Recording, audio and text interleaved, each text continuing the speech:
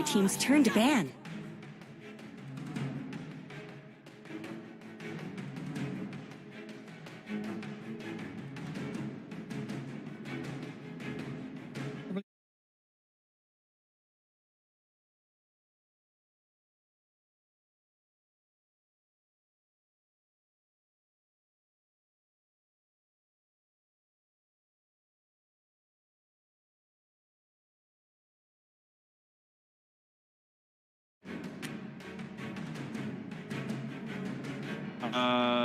It's like you can always pick it, right? Because PA Mag is probably the most innately broken of all the combos.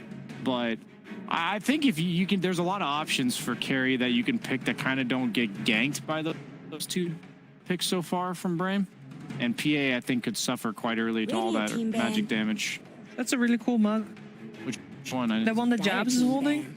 I mean, you can't see it properly anymore. It was just drinking from it. It's like a really nice, cozy to-hold style mug with like a little rounded on the edges here. So like, you know. We see it here in the background. We've got Oracle ban out. Obviously, something that can help very nicely against the Phoenix pressure in the lane. Like I said, the couch actually Liquid ban out the troll themselves. So not something that they're thinking about slipping into their lineup. Seeing Sumail in a Liquid outfit is just so foreign, I feel like. Dire team's turn to pick. It's not that it's like there's something wrong with it. It just it's just been a while since we see him in a jersey. Yeah, right? Really at all. Official capacity. Hey, Blitz! Everyone, the whole gang's here. Yep. The duo coach squad. It's weird. Blitz actually being at the boot camp rather than at the caster's desk while his team's playing. 10 seconds remaining. That was the joke going all on last year. Yeah. During COVID, he was at all the events. 5 seconds remaining. I've got Ember.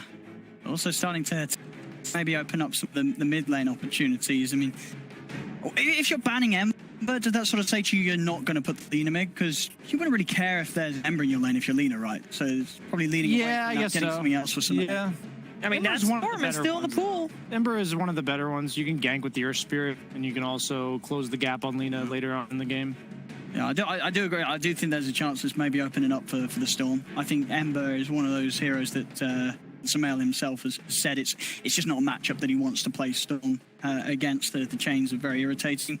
It stops you from really being able to go for that Orchid or that that straight aggressive build up that Sumail would love to do. So I love this Abaddon pick. I was thinking like all these trolls that are left in the pool, they ban troll, but like all these heroes like troll that can't really protect themselves.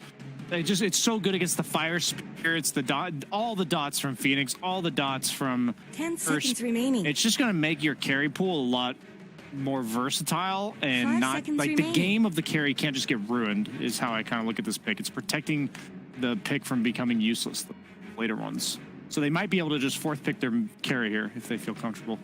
I mean, I still agree with what you're saying earlier. The life stealer being there definitely seems to be the one that sticks out the most. But with the Abaddon pick, you might pick a less defensive carry. Okay. I'm saying so Life Stealer without Abaddon would be good with a Grimstroke, like a CM, something aggressive. But with an Abaddon, something like a Gyrocopter? Yeah, honestly, you don't need a melee hero if it is a spread damage hero, like Gyro or Medusa. I don't think that's necessarily what I would look for, but Ursa comes to mind when they pick Centaur. Slark comes to mind here. He does. The Abaddon. And you don't like the PA anymore? The Mag PA? Is that dead? I don't hate PA here. Okay. Well, now that you've got I would love a hero that threatens the Centaur. I think people have underestimated the ability to actually threaten a Centaur with a carry. Because once he gets Vanguard, any hero that doesn't have a damage passive is going to literally hit for 0 damage. So you can pick PA, you're just surrendering your safe lane, which is fine. We've seen plenty of PAs just recover in the triangle. We saw that last game in the last series. I usually don't like Slark, but I would actually be down for it here. They're taking their time. No, I wouldn't mind if they went sort of all in on like a draft around the PA. Yeah, so make a. What about this? If they do finish up, they want to maybe have either the Mag or the Lina as the support mid, one of those two, and then you finish off with a Slardar on the offlane.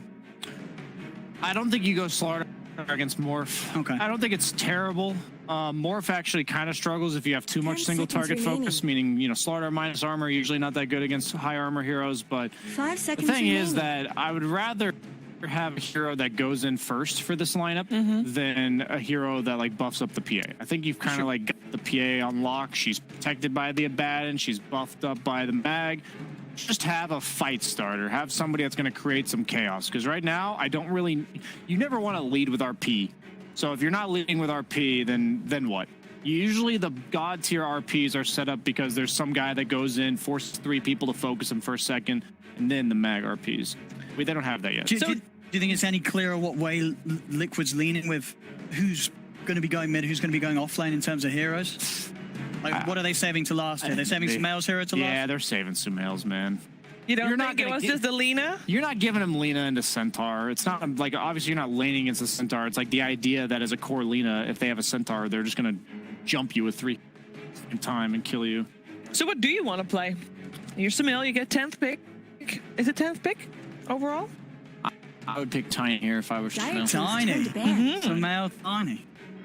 We got a Razor ban. It doesn't necessarily have to be a hero that stuns, but it does. Like Razor would have been fine in the sense that it's a hero that runs in. They also could think that that's like an off-in Razor or something.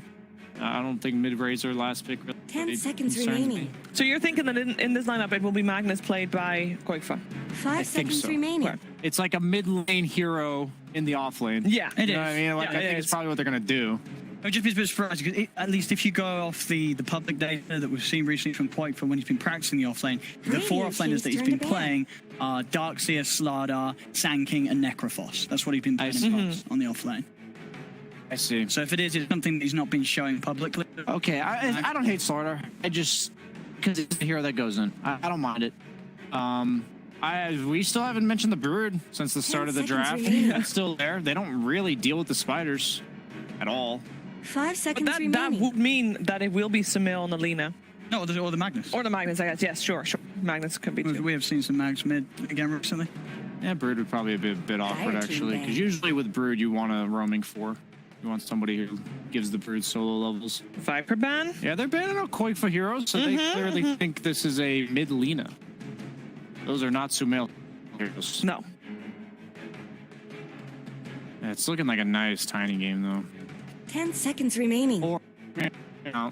Sumail Marana 5 seconds I mean, remaining. that against the Phoenix. I believe he was Team's playing turn to that pick. a week ago in his pubs. Okay. Just saying, it doesn't really do the whole go in first thing, but Templar I assassin. wouldn't put it past them to just say, hey, Sumail, go and style on these. Okay, never mind, not Marana against TA. Never mind. That's why they've been Razor Viper. That makes a lot more sense. So what are you picking against the Viper? So you don't want to put the lean in? You don't want to put the Mag, you want to get something else? Wow, look at all these bans. Hey, by the way- Pugna Huskar also banned? Yeah, seconds Puck remaining. is still in the pool. I don't know if it's good, but I know that Yeah. Liquid 5 plays it a seconds lot. remaining. It's so hard to think with the... It's going to be really obvious when they pick it. What about Voker? Just get the Sumail and Voker out. You've got someone else to buff up the TA. You've got good catch, good setup, and a lot of these heroes are going to have a really nasty time if they get a bit of their mana burned. How about Lesh? Choose your hero. Ooh, you said it before we heard it. I said it. You said it. I was literally, I'm like, the thing is, you're listing off all these heroes, and the thing is, when you picked Invoker, you emphasize it's another hero to buff PA. They're not going to pick something that buffs the PA. They're they going to want pick to- something that Snail's going to carry the F out of this game. And I actually like Lesh a lot here because they have very limited catch early, and Lesh's vulnerable stage is like 7 to 15 minutes where he hit his level 6. He doesn't have a defensive item and a mana item yet, and that's when you're supposed to punish this hero. If he's allowed to go farm, I think he actually does this job better than TA because he can kill the TA with a +1, but TA cannot kill him. So I love this pick. Sumail Lesh, that one TI 5. I'm ready. You think that this sealed the deal for Team Liquid? I think it's a sick Lesh 10 pick. I think the seconds hero's remaining. situational, but right now, like, this pick is sick. I love it. How about you, Owen? I got to agree. I think it's pretty hard to go against the Sumail Lesh. Hero picked when he's seen everything ahead of him, the final pick of the draft. He's going to have some confidence, and as Brian says, you know, it's one of those heroes that Sumail will just carry the game on. So I think it could be one of those games where Liquid do nice things around him. Sumail pops off, and the Lesh is... It's going to be a bit of a difficulty for Brame to deal with. But I'm looking forward to see what Brame can bring against him. But Sumail, he's back. He's on his mid-Lesh. Good luck. And for Brame to be successful in this game, Brian, Is there one thing in specific or timing that you're If looking they for? get a couple crucial kills on Sumail early, he's the space maker Okay. for this mag PA. So they could immediately collapse the map on PA through that, I think. And Earth Spirit is definitely a hero to do Yes, that with, Earth right? Spirit's the one we should be looking out for. All right, Stomana's got his work cut out for him, I believe, here for this first game of the best of three. Should be a very exciting match. And for exciting matches, we have exciting people to talk about the game. And we are ready to head over to Cap and Kyle for that. Yes, thank you, Shiver. There may be 2 other teams in the server, 9 other players, but the story of this game, is the king back? Will he manage to reclaim his throne, or is the best behind him? Kyle, he's going to be playing mid for Liquid. Of course he's going to be playing mid. I was playing about 2 weeks ago. Mistakes, you know, some team might hook you up soon. You're not even playing. He's like, bro, I don't play. Prepare for I'm still battle. top 5. Yeah, that's the signature Sumail cockiness right there. This is the man. This is the king. He's on his staple, the hero that arguably won EG, that T5 grand final. Yep. Because you had to ban it against this man, and Shiki couldn't beat him with it. Yeah. Who was the only player at that TI to beat Sumail in the laning phase? I think I remember. It happened early on in the tournament, right? It was, I think, upper... it was in the upper bracket, right? I think it was the first round, maybe? Something like I think they might have played Complexity. Was that They it? did. I got text evidence. I'll pull it up on screen later. Kyle's showing me his WhatsApp conversation with Sumail. He's got nightmares. All I saw was nightmare. Now that I've retired, he can come out and look to dominate. But this will be tough. Brame has looked good. Yeah, they came out of the lower division, but they've been working hard. They've been boot camping. They looked really good against Tundra in their opening match of the season. Yeah, speaking of which, Sumail, the last time he played was obviously on that Just Error team. That team did do so well. Their final match was against Yellow Submarine, which they lost. But their 2 best ones before that was a win against Alliance and a win against Tundra. Those teams are certainly no slouches. No. But we'll see. The thing I like about Liquid's lineup is that they left the Phoenix and got the Lina early. I think this is probably the go-to counter because it's arguably the best egg hitter just because the range is so... it's not much higher than a Snapfire, but it's definitely noticeable. And I think it was... so I talked to my brother about this. This 4-position Lina is definitely back because you just output so much pressure into this off lane. When it comes to Phoenix egg counters from the 4 position, Lina, Snapfire, what about Mirana? Where do you rate those 3? You had to give them a number. I think Lina is certainly number 1, especially after the changes to Fiery Soul, because even as a support now, it's much easier to keep those stacks going. But man, what a blast from a pass watching this mid. Leshrac versus TA. We have not seen that in some time. TA considered a dead hero by people. It's been getting a lot of play in China, so I think that especially after dominance at the major, more people are looking to that region for draft and hero meta inspiration. And it does seem to be peaking back bit by bit. I think we've seen it at least once in the Eastern European division. I'm not sure if we've seen it in the Western European division just yet. Why is it back? What made it back before? Well, you certainly make the land nearly as hard now that refraction damage doesn't work on denies. Okay. I think more emphasis on ancient stacks, ancient farming this patch has pushed it up. It's Roche. Like, T is still good for the same reasons she's always been good. It's a heavy minus armor, a Roche taker, power hitter, real high tempo.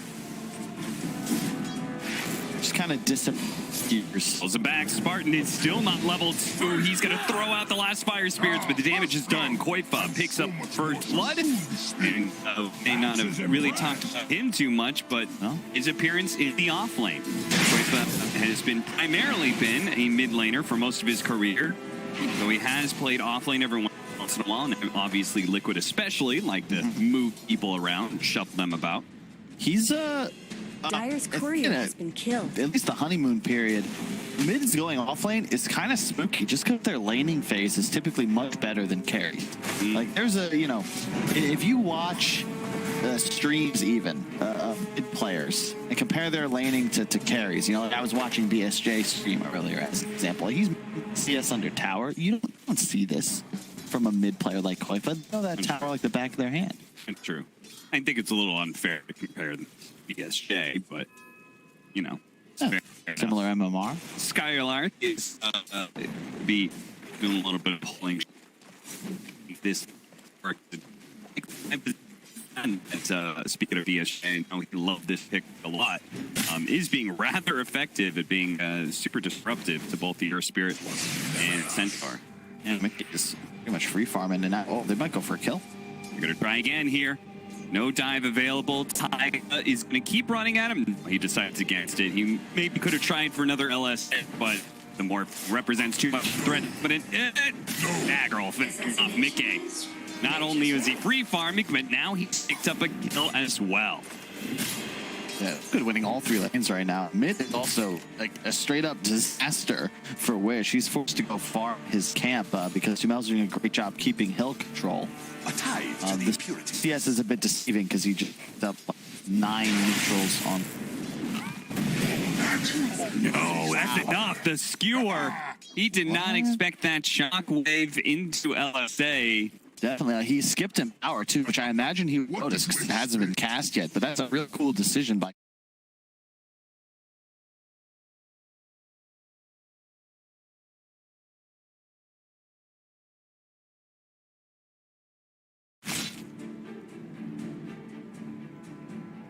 And doing quite well.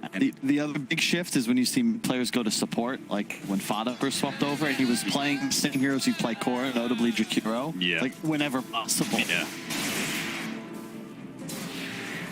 Did you do that now? You went from mid to off lane to support. Oh. John in, this time focus. He's level 3, so as long as he gets the button off. So Elf is making his way back here, surrounded by so many heroes. Insania completes the TP, and they have to give up on the chase, and Sumail's going to turn right back around and stand, deliver, You and come for the gets king? kill. You cannot come for the king with such a feeble offering. Nice TP by Insania. Rune spawning. Not right. Just kidding. No runes. No rune. It's really hard to get used to that. Yeah. Although I do like. Oh my god. What? Taiga. What is happening here? Taiga sneaks in another LSA that gets the kill onto focus. That's Lena buffs in action. Just so many stuns with no setup.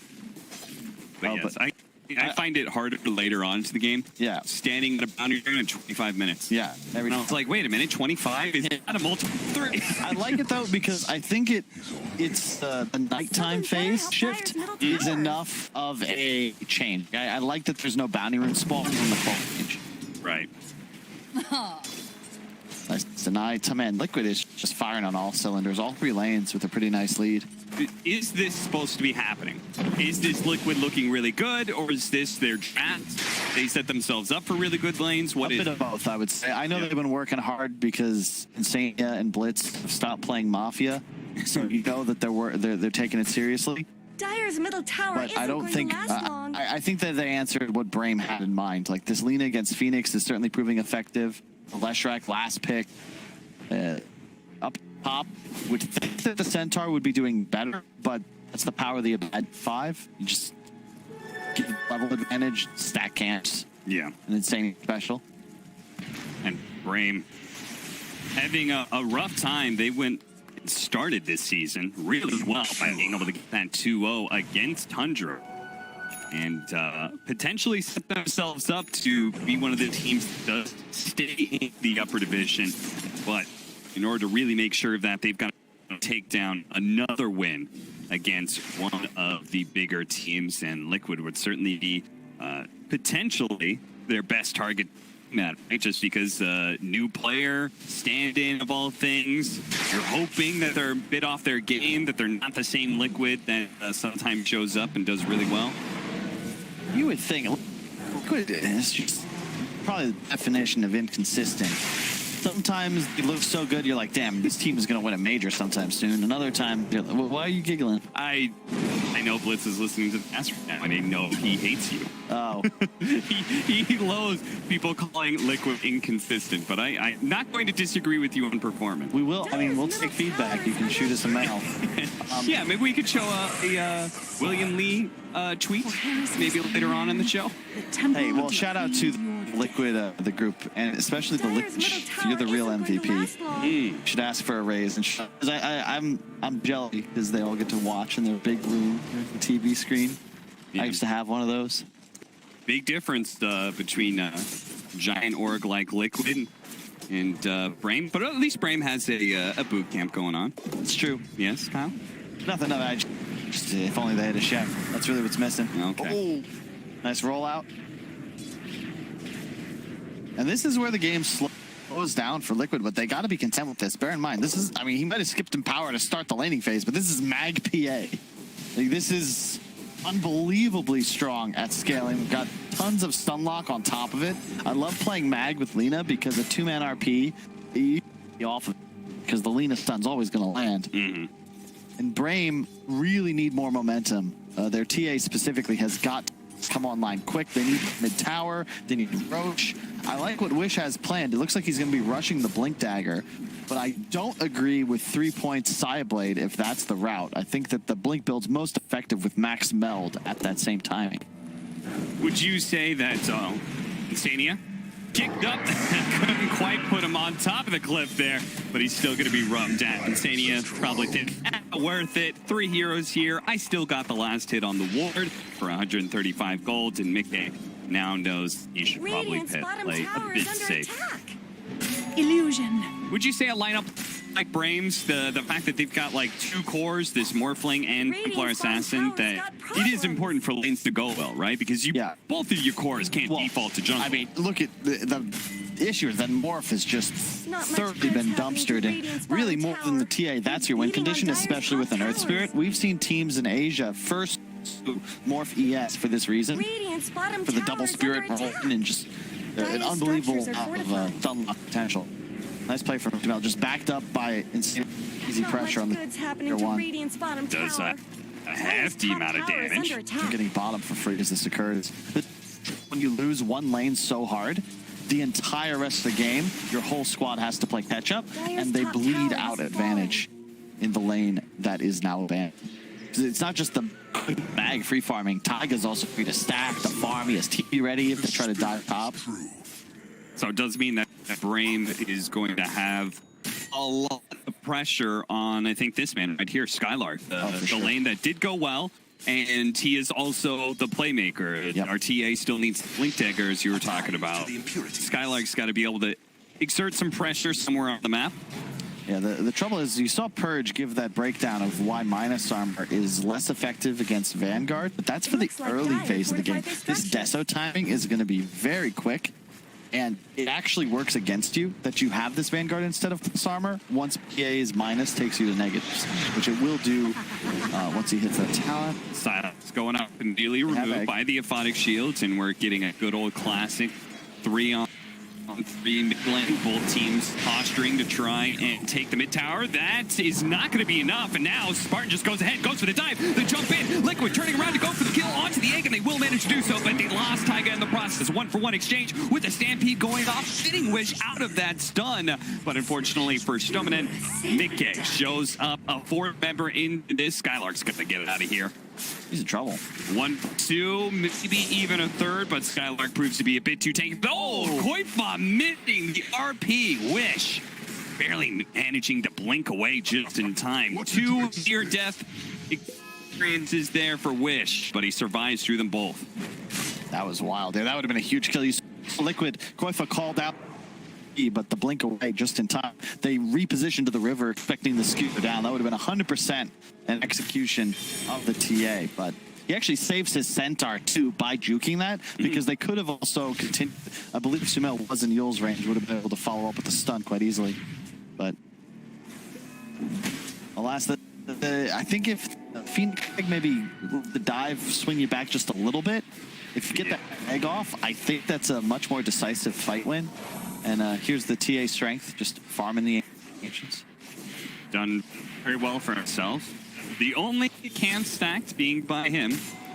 And he's managed to claw himself to the top of the net worth chart by quite a hefty amount. Skylark, though, second in net worth for Brame, is going for a desperate TPL, but it will not be successful. Have fallen before me. That was all Fairy's Trinket right there. That little bit of extra damage thanks to the spell damage and the cost reduction.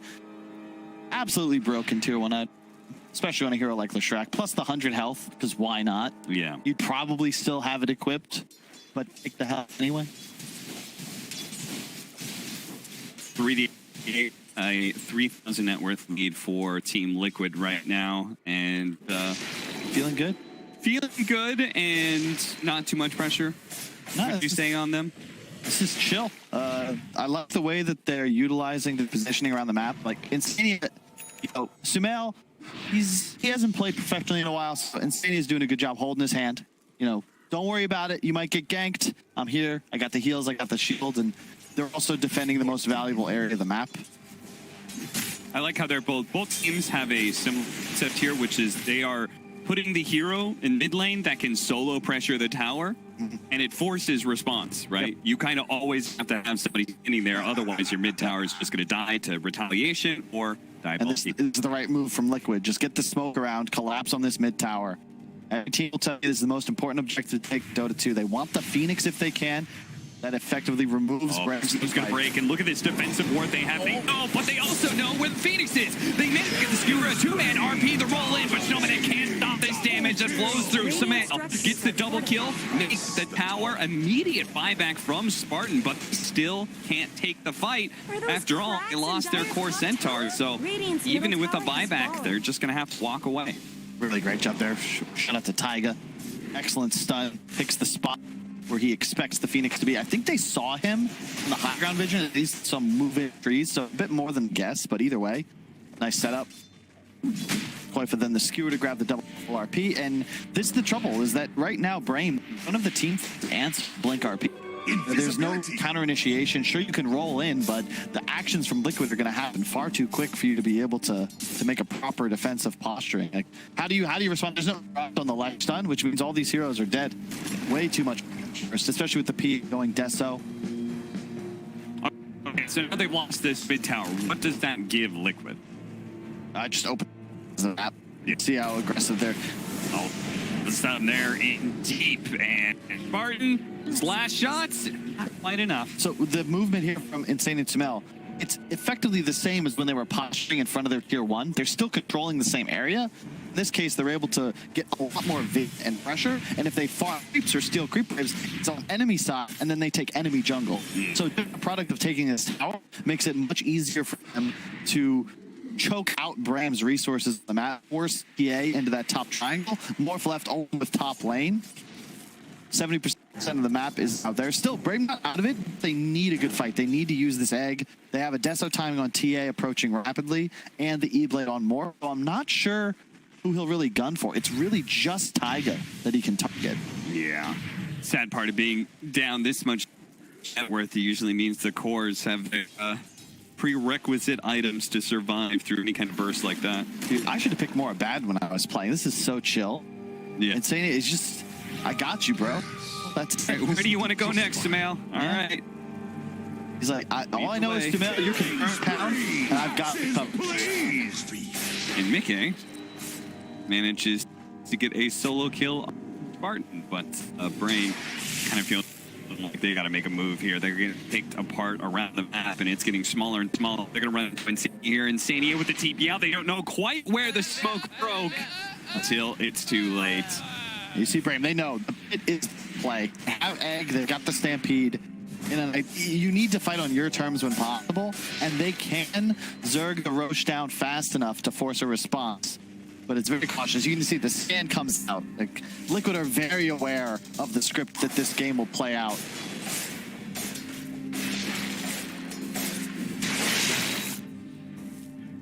Nobody being in there for now. Stack by Taiga as the 17 minimum. We have second round of neutral items available. There's so many. I was like, are you saying that's not divisible by 3? Yeah, no, there's other things to worry about. I was watching old VODs the other day. It is insane how much simpler the game was. Yeah. Like all of neutral items, talents, map changes. Radiant fortified their All of it structures. didn't used to be. And one thing that actually made the game somewhat simpler, in a very small way, was staff takeaway. Now that's another option you have. Why not? Skylark, he may be tanky. Can he survive through all stampede? They're trying to burn over the foot of his sunray. Help him, and he just barely getting away out. He's good. Koifa, the shot coming in from him with the miscoil helped protect him. Brame, explosion from the egg, and that's going to be a big one. He goes out. Koifa, a 3-man, the 2-man kill from Taiga. Wish turns around and delivers some damage on his man. Just enough to get the kill. Stromanen gets out with his life, but Liquid claimed the fight around Roshan, and there's a double damage sitting there for Mickey to do Roshan. That was so sick from Koifa. Barely escapes, comes back in 3-man RP. Love the confidence as well from Sumail. He's low. You're going to watch him posture so that he's in a position, always at the front of the team fight, just being insane to keep him alive. And that 3-man stun is what actually confirms those kills. Back into it though. Stromanen, he tried to cover a cheeky Aegis steal.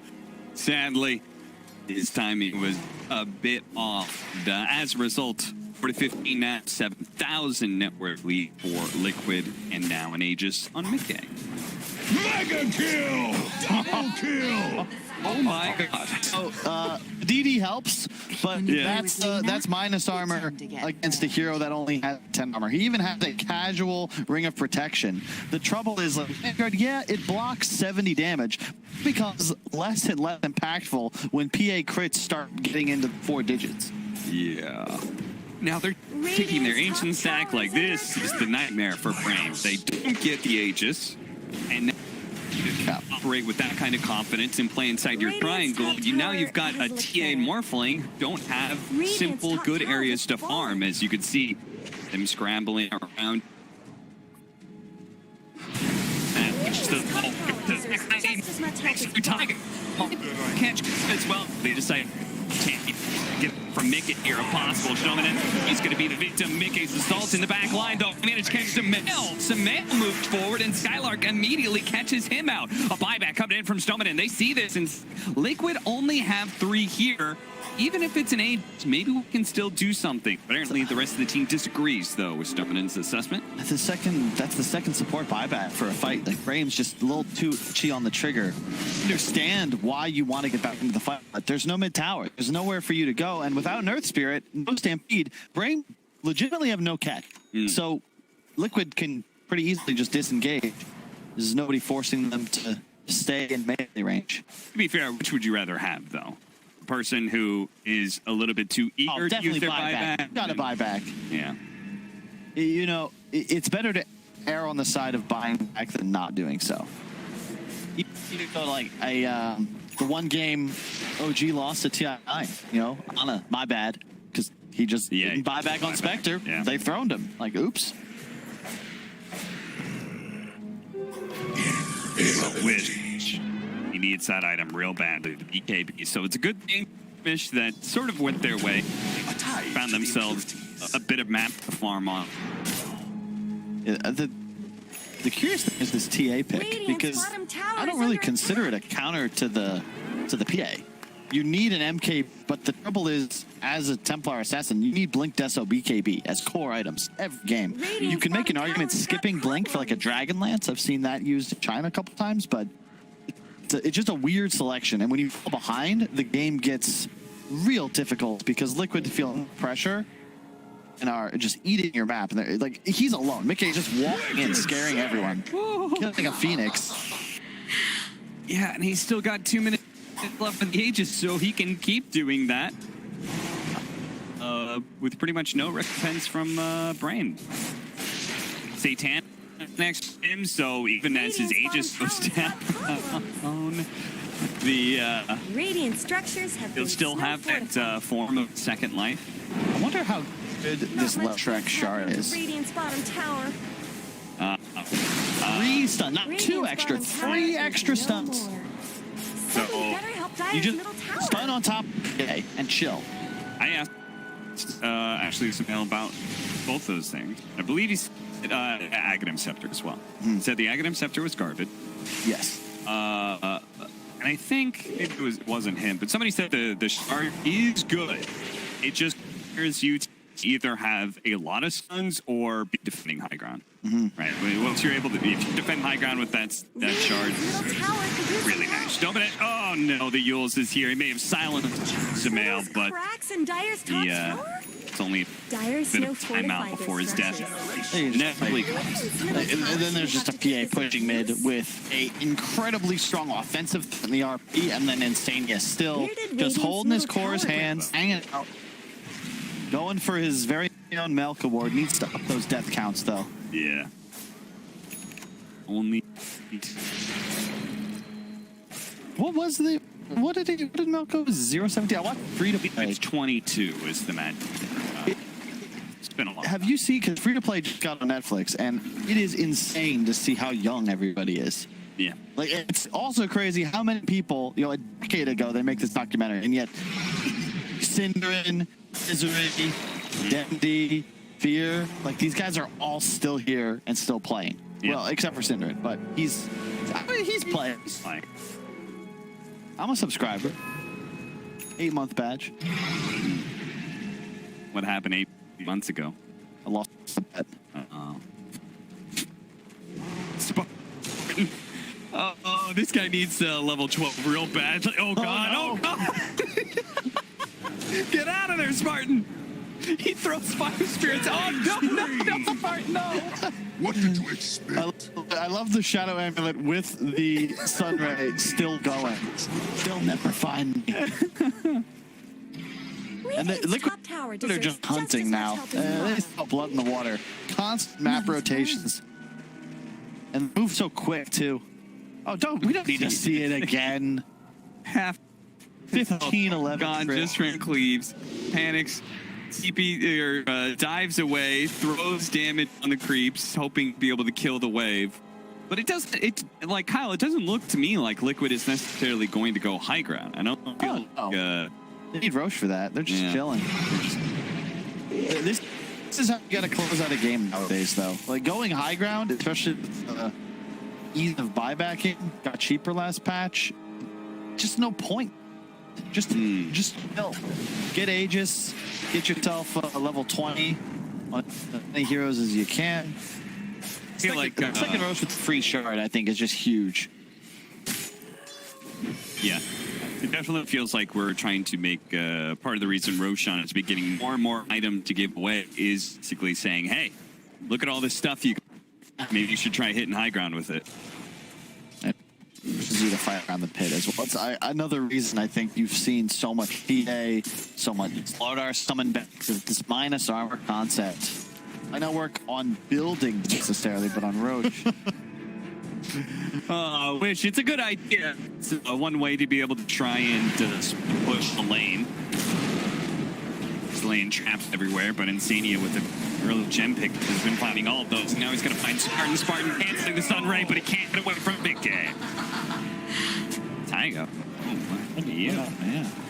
Which must have... yeah. Focus given the old shotgun. Well, they've BKB on TA. That's helpful. The trouble is that right now, what Mickey's Satanic build fell off a bit, but with a mag, you don't need Battlefield. You get the status resist, you get survivability. He's now not a target. Leshrac has a Yules. They have a Batten to prevent burst. And really, the trouble with Brame's draft is that both of their carries are burst-centered. They don't really have sustained DPS. And when you have an RP and a shield, it's pretty tough to confirm a kill on core. Especially when they're this tanky. They know. They're going to be able to find Taiga. 1 stun, 2 stun. Radiant's top tower is under attack.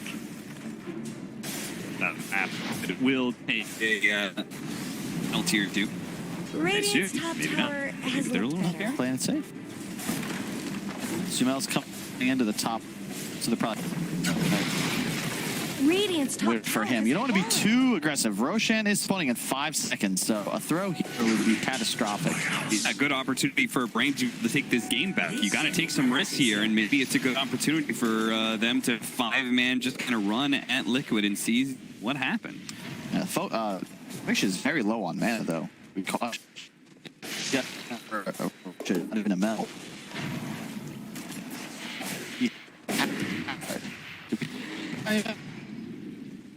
No. It is not great. It replaced. There was a talent with that increased. Yeah. I'm mistaken. Yeah. They put it on the shard. It also silences now based on the trap duration.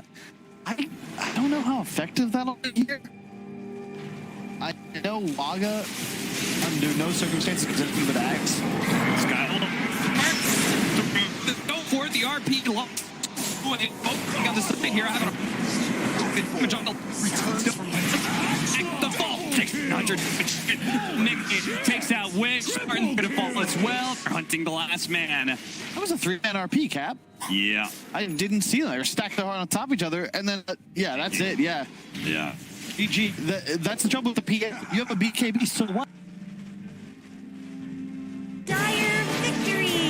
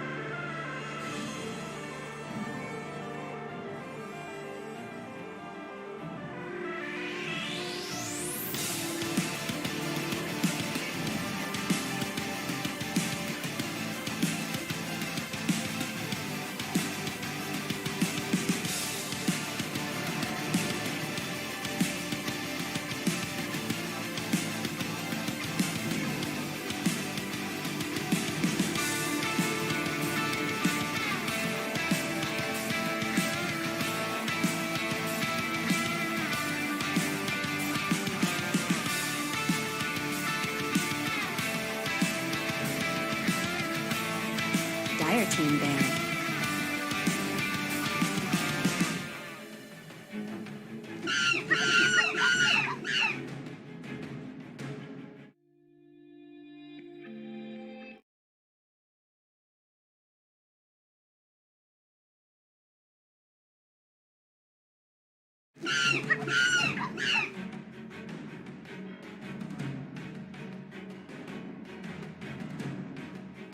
Dire team's turn to ban.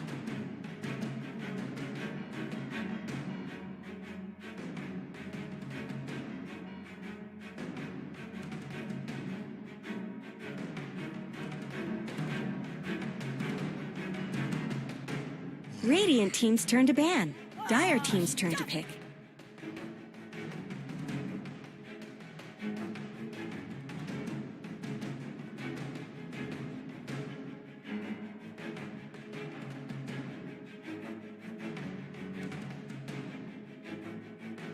Radiant team's turn to pick. Radiant team's turn to pick. Lena.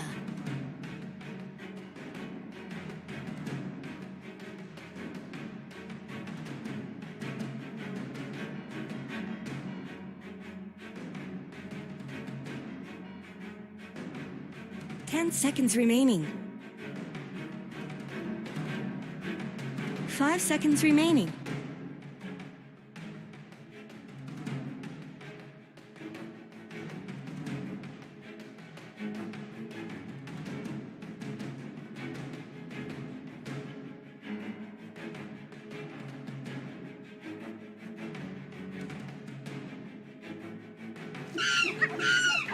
Dire team's turn to pick.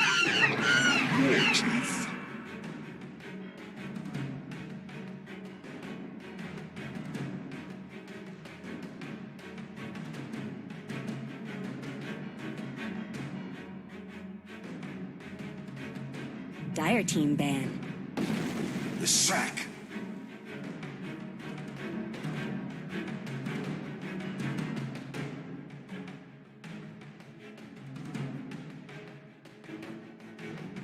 Game 2 between Brame and Liquid coming your way here. DreamLeague Season 15 powered by Intel. First game went the way of Team Liquid, and they had overall last pick. This time around, the tables in that regard have turned because Brame will have the overall last pick. We got them back on the Radiant side. We got Team Liquid on the Dire side, and we got OD Pixel and BSJ on my right side. Well, I guess my right side, your left side, and we're ready for the draft at this one. Curious to see what we're gonna get.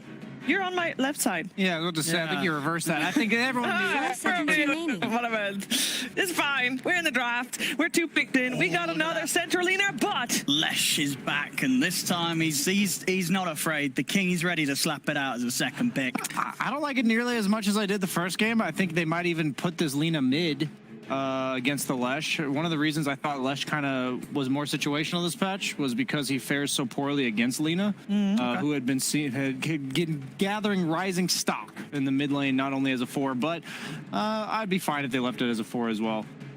We'll see how Liquid attempts to handle their opening from last game, right? Because we were talking about what carry do you pick? So Liquid, you're going to tell us now, if the other team has Lena, what would you do? And where do they expect it to go? Because Brame, I mean, I'm sure that Stormanen can play it too. They banned Huskar, so they're thinking still could be like a carry Lesh for Mickey. Yeah, that's and possible do that a lot. Liquid carry Lesh is the answer. Like this is the curveball, little what safe lane Lesh doesn't mind farming into Alina? I would have to imagine it's similar to we were talking about like a Wraith King where you recover. That if you get some stacks from the Oracle, you throw out some lightning storms in the lane, and then you ditch the lane for those stacks, you can take them at level 6. You know what hero is very sort of liquidy? That maybe, I mean, you're going to tell me more not good. I was going to say the Sven, the liquid. Oh, I just thought Morphling was made of. But you know what I mean? Liquid love the Sven. Is that not a hero that you could see being able to farm into against Alina's pressure in the lane? Yeah, I think if you have a roaming 4, then Sven would be better. Okay. Because the best way to deal with Lena is that she's super squishy. So you stun her with the Sven, you hit her with like a Tusk or an Earth Spirit or something, and you can catch up after rough lane, right? Yeah, exactly. But the thing is that I think when you pick Sven, you don't mind going to the jungle, but you don't want to be like losing and going to the jungle. Okay. You want to be like, okay, I'm okay with this lane. I'm level 5, but I'm good to go. You know, I'm out of here. And does Warcry not do enough in the lane to sort of withstand the harassment from the right? It's like usually most of the damage you're taking, you're already stunned by Sure. Lina. So I think you'll be using the Warcry to make sure you don't take any more damage, which kind of sucks. So, like I said, the thing I love about Liquid's drafting is that the way they play their side lane, since they do mix up their heroes so much, they pick like wonky safe laners, but it's with like specific criteria that has to be met. So when I say to Sven, like, you have a roaming 4, they'll pick it. But if they don't have that roaming 4, they're not going to give Sven that really awkward lane. But I would not count out the safe lane Lesh here. I think it's a strong possibility if Liquid has like a sick pick to end the draft. Mid Lesh is, or safe lane Lesh is one of the few mid laners that can legit carry the game with damage output. Sure. And for the most part, you know, if you were to have Sumail in your team, you would feel happier sort of letting him have his hero being one of the later reveals. Yeah, and it would have to be like a mixed damage mid laner though. You don't want two Leshraks. So, you know, you don't want like a Leshrac Storm. I don't think that would be a good combo. Then they just build a couple hoods or a pipe or something, and suddenly your damage output's pretty underwhelming. And when you see Lesh and you think there is the chance that it might be, you know, being prioritized as a position 1, is there still space in the meta of the anti-match? Seeing a lot of teams still try and make it work. It seemed not too impressive. Is Lesh one of those characters that still makes it legit to play against? Yes and no, because the thing is that you're really good in a vacuum versus Lesh, but you're also very bad if the opponent's able to group up and take high ground super early in the game, which Lesh is really good at doing. Like, even with just one Aegis, Lesh can usually go high ground. So, it's a volatile matchup one way or the other. I wouldn't be afraid to pick it, but you have to be prepared for the fact that Liquid might be in here 30, 15 minutes into the game. Is there any other cheese you should be worried about? Brame is taking quite a long time to think about this last ban before the next pick phase. The fact that they banned PA says like so much. Like, they just don't want to lose to the same thing. Yeah. And I don't think the PA was necessarily the problem there. What was everything else around it? Yeah, like I think that could have, like, I'm not saying PA was weak, but I think, you know, a lot of carries would have been able to flourish in the situation Liquid drafted themselves last game. All right, we got the PL as the last ban coming out from Brame. PL Oracle, not really a Dire combo. team's turn to pick. I don't think they're expecting this. Liquid's gonna swap this Lesh to safe lane. I'm ready. Look at this. They even prepared. Like, they banned out Jug Lifestealer. Those are actually Leshrac's worst carry matchups because you just never do anything to those guys. Well, we got the gyro coming through. Was I believe the 10 seconds remaining. focus played in one of the games against Tundra, where they did exceptionally well. 5 And of seconds course, remaining. great 2 games against Tundra. I don't love Gyro and Oracle. It's because you throw out the rock. This is like mid game. You throw out the rocket. You throw out the call down on top of the guy that gets rocket, and Oracle just pushes W on that guy. And Yeah, no, absolutely. You're going to need something else that's going to be able to jump the Oracle, I feel, if you want to play like that. Ooh, that's it. Taiga probably. Yeah, Taiga special coming out. Okay. So they're going the Wisp Gyro. We've seen it do okay, but it hasn't been like, oh wow, they got IO Gyro, they're gonna Someone's probably win the connection game. dropped. It's been an okay strat, but it's not like mind-blowing 10 good, seconds remaining. I feel. I don't know what you draft in lane against it though. 5 I'm not seconds actually sure. remaining. In terms of Quakefoot's hero pool. You have the Enchantress Dire 4. team ban. Yep. Where do they go? Okay. Wow. Well, screw everything I said about the Lesh. All right, They it's, just go for the Spectre. Really played on the game. Any chance that can the left be flexible enough to go to the off and have Quaker play it, or does that not feel good? Like, could you run that? You could Lesh absolutely against- do that, yeah. 10 seconds The thing is, I'm remaining. surprised if Brame doesn't Radiant team's just turn to play in the ban. Lina versus Lesh. That is a very favored Lina matchup. It's not a terrible Lina game, all things considered. Like, you do kill the Enchantress. Yeah. You're a little Fire afraid of team ban. Spectre hyper late game. But maybe Team Liquid just very confident that Brame is just going to be cookie cutter with the picks so far. They clearly think Ember is good against Who could these turn away from ranged this battle? mid laners like the Lesh. Like, they banned it when they had Lina, 10 seconds remaining. banned it when they have Lesh. 5 seconds remaining. Never thought of Ember as a very good hero this patch. That's a very weird ban to me, because not only is it like mediocre in lane versus Lesh, but it also, so you have the Oracle to purge the shield, you have the Enchantress to purge the shield. I'd be curious to ask them about that one. See what Liquid are scared of here. I mean, we're still expecting what... I mean, you think the Lina will go mid at the moment and they're still yet to pick their final support hero? The thing is, it's like, I think they could do that, but I don't think they're going to do that. They got overall 10th pick. Is there anything that is better against the Shrek than the Lina that they could still go for? Puck was nice. Dire teams Would have been. Yeah. Queen of Pain stands out to me as another hero that I would like a lot. It's mixed damage. It's the Oracle. You have the pure damage coming out, which is really nice. You can't protect from that. We got the Sand King. So that'll probably be Quakefur's, as I said, this is one of the 4 offlaners that he's been practicing recently in his pubs. Yeah. If it's a hero that he feels comfortable playing with in the mid lane, I think Queen of Pain would be nice. They just go TA again. I don't know, man. They just same matchup mid. They just willingly picked Lesh into you last game, and you're giving him the same matchup. Yeah. What do you think Brame feel is different this time that makes them confident enough to stick with the TA against the Lesh this game? I mean, what's changed? It just has to be comfort zone, man. There's really, I don't see an actual reason strategically why you would pick TA again here. You have a very greedy draft. Liquid has a very greedy draft, but TA doesn't really punish the greed of these heroes. So I think Liquid will get away with their greed, and I think with Spectre, their greed will be superior. So, I don't know, maybe I'm underestimating IO Gyro, but the Oracle's really cool with the Spectre because the way Blade Mail and Dispersion works, they don't count for damage mitigation. So if you have the Oracle Fate's Edict on you and you're taking 0 damage, you're still dishing out damage with your Blade Mail and Dispersion. So it's cool synergy. I think Liquid's got it laid, and both teams will get the farm they need. Okay, are we on? I'm a little happier to see them bring out like the Gyro IO. I think this is something that Brame are very strong with. But I've got to agree with Brian. I think the first 2 picks that Liquid came out with, you see the whole of the draft. I mean, you would have been happy slipping either of these heroes through as the end. The Oracle's going to be able to counter so much coming out from Brame. And I don't see any reason why Sumail's going to be any more unhappy here compared to when he picked the Lesh last game. And if this time round, we saw last game with the backup of the Abaddon, the saves coming out, arguably with the Oracle, the saves are going to be even better. Yeah. So I think Sumail's set up for just a better game than he was in game 1, and he had a great time there. Are you a tiny bit sad that he's playing the same hero? Sure. I mean, we all want to see. Right? We want to see everything that Sumail has to offer. I'm sure we'll get the chance over the series. Yeah. But obviously for Liquid, they're sticking with what's good. Comes out early in the draft. I think he's going to have just as good, if not a better game. All right. Well, let's see if Brame can force out that 3rd game, or if Liquid is going to take this as a clean 2-0. We're heading over to our commentary duo of Kat and Kyle.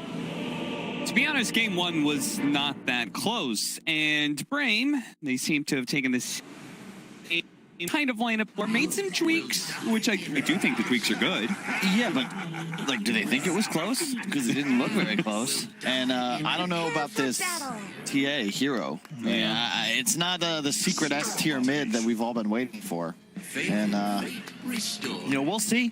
But certainly going to need a better laning phase. Well, if it says anything about Brame, it means that they feel like the winning formula against Liquid here was not that far off. Whether it was the slight tweaks in the draft, maybe they feel like it was more execution-based. I mean, a lot of that game 1 did come down to the laning phase going so poorly, right? Sure, but I just finished rewatching Breaking Bad, and a couple of mistakes in your formula, you end up with something very far from what you intended. I was also checking, do you know Sumail is just like fresh 22 years old? I feel like he's been around for like 7 years. 30 seconds to battle. Well, that's because he has. I know. Right? He's 22. It's wild stuff. Yeah. Doesn't it? Yeah. It's still a number of very young players, but they're only young in the sense of age because many of them are actually Dota veterans. Well, it's funny, going back to free-to-play, common talking point was, pretty much a 25-year-old. Like, you won't make it in esports. But so far, I wouldn't say it's true. All the same captains pretty much still grinding away. Although admittedly playing 5 positions for the most part. True. They're, I think new top-tier captains are a bit rare to come by, right? It's very much an experience thing for sure. Sumail missing the block. That's going to way into the tower. Maybe that's a little bit more than Wish wanted for himself. We'll see. Yeah, the thing is, TA, if you don't get denied, you get that early level 2, it is actually quite nice because you can pressure under tower. And you're better at last hitting under tower than a Leshrac is, right? Because For of sure. fraction. So Yeah. maybe it is exactly what he wants, is the lane's going to push under tower, and Sumail's going to be hard-pressed to try and get those last hits.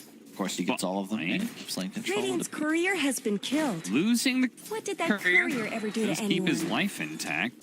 Spartan is going to be playing against the Enchantress Sand King. So one of the switches that I did have in this game is the fact that Brame took the lead. Yep. What are your feelings on the Sand King hero? Because it's back. It's being picked for mid, for off lane. I am not a believer still, personally. I think that it's rather dependent on your core and your mid.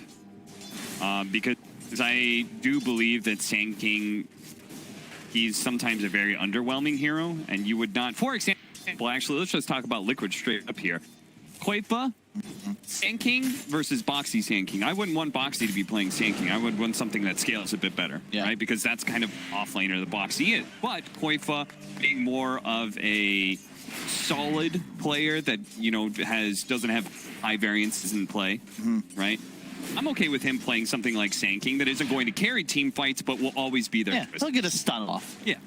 Let the rest of the guys handle everything else. Bottom lane, Enchantress, you know, rough. This hero, it's so weird how things get removed slowly. Like, you remember how all these mechanics that did bonus damage on denies got phased out? Like, first it was Kunkka's Tidebringer, but they left it on Refraction, then that got removed. Same deal with the creep. You know, Chen can't take big creeps, level 1. Doom can't eat big They're creeps. really trying, but Mickey, he managed to dodge the LSA. Snowman, is he going to die first? He gets the last shot in. The first blood goes to him. Insania will get the counter kill, but it doesn't matter. They've lost their carry, and they've given up first blood. Can you explain that to me? Why Enchantress is the only hero that can take big creeps? Because you can only do so for a limited amount of time, and they have nerfed the duration. Yeah. So Ice Frog, because, you know, I think Ice Frog likes to have variety in there. So it's like, oh, you get to have a hard creep right away, but you can only have it for so long. So you can be very strong, but for a very small period of re-enchant time. it, though. No comment. Okay. We'll see how it plays out, though, because this is already down bottom. They get the kill on Insania, but bot lane doing a ton of pressure. Double stun out from Koifa. A lot of damage on focus as Taiga continues to throw shot after shot. And manages to get the impetus right as Spartan goes for the tetherway for the added damage. I do think that Enchantress is kind of broken in this patch. I think it's being underrated by other teams. You know, what's kind of broke is Mickey up top with only 6 CS against the Centaur lane, going much better than the PA did.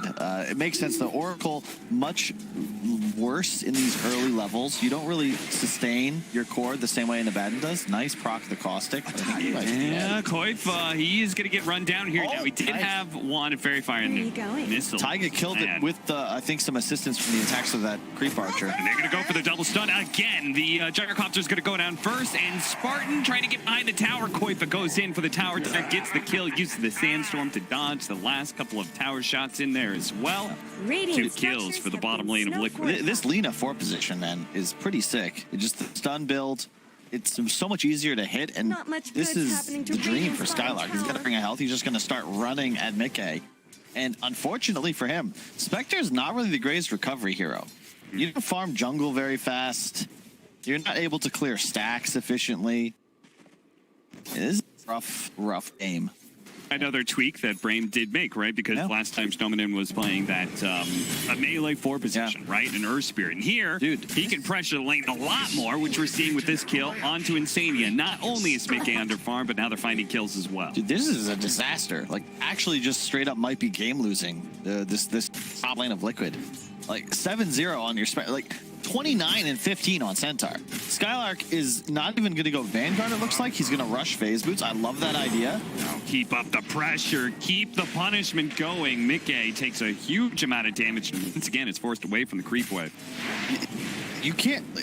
Oh my God, Mickey or Zania? They don't have the hoof stomp, so Zania.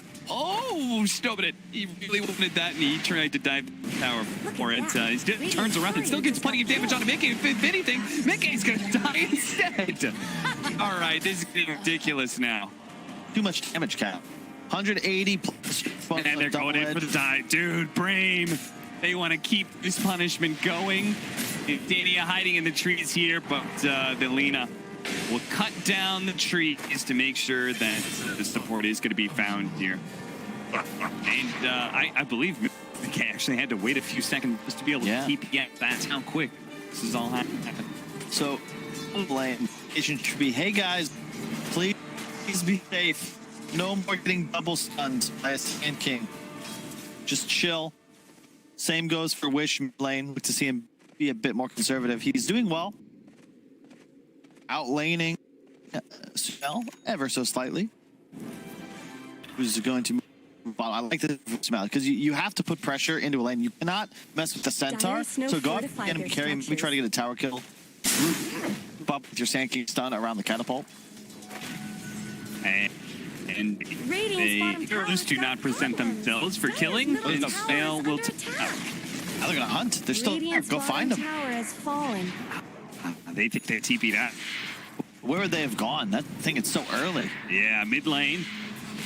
We go ahead and drop a sentry to make sure that this thing is safe. Oh, they pinged it. They saw the smoke. They know something's happening here. Just will Brame look to fight it? Probably not. Just keep hiding. He's doing so much work up top. 2-level advantage in the Spectre.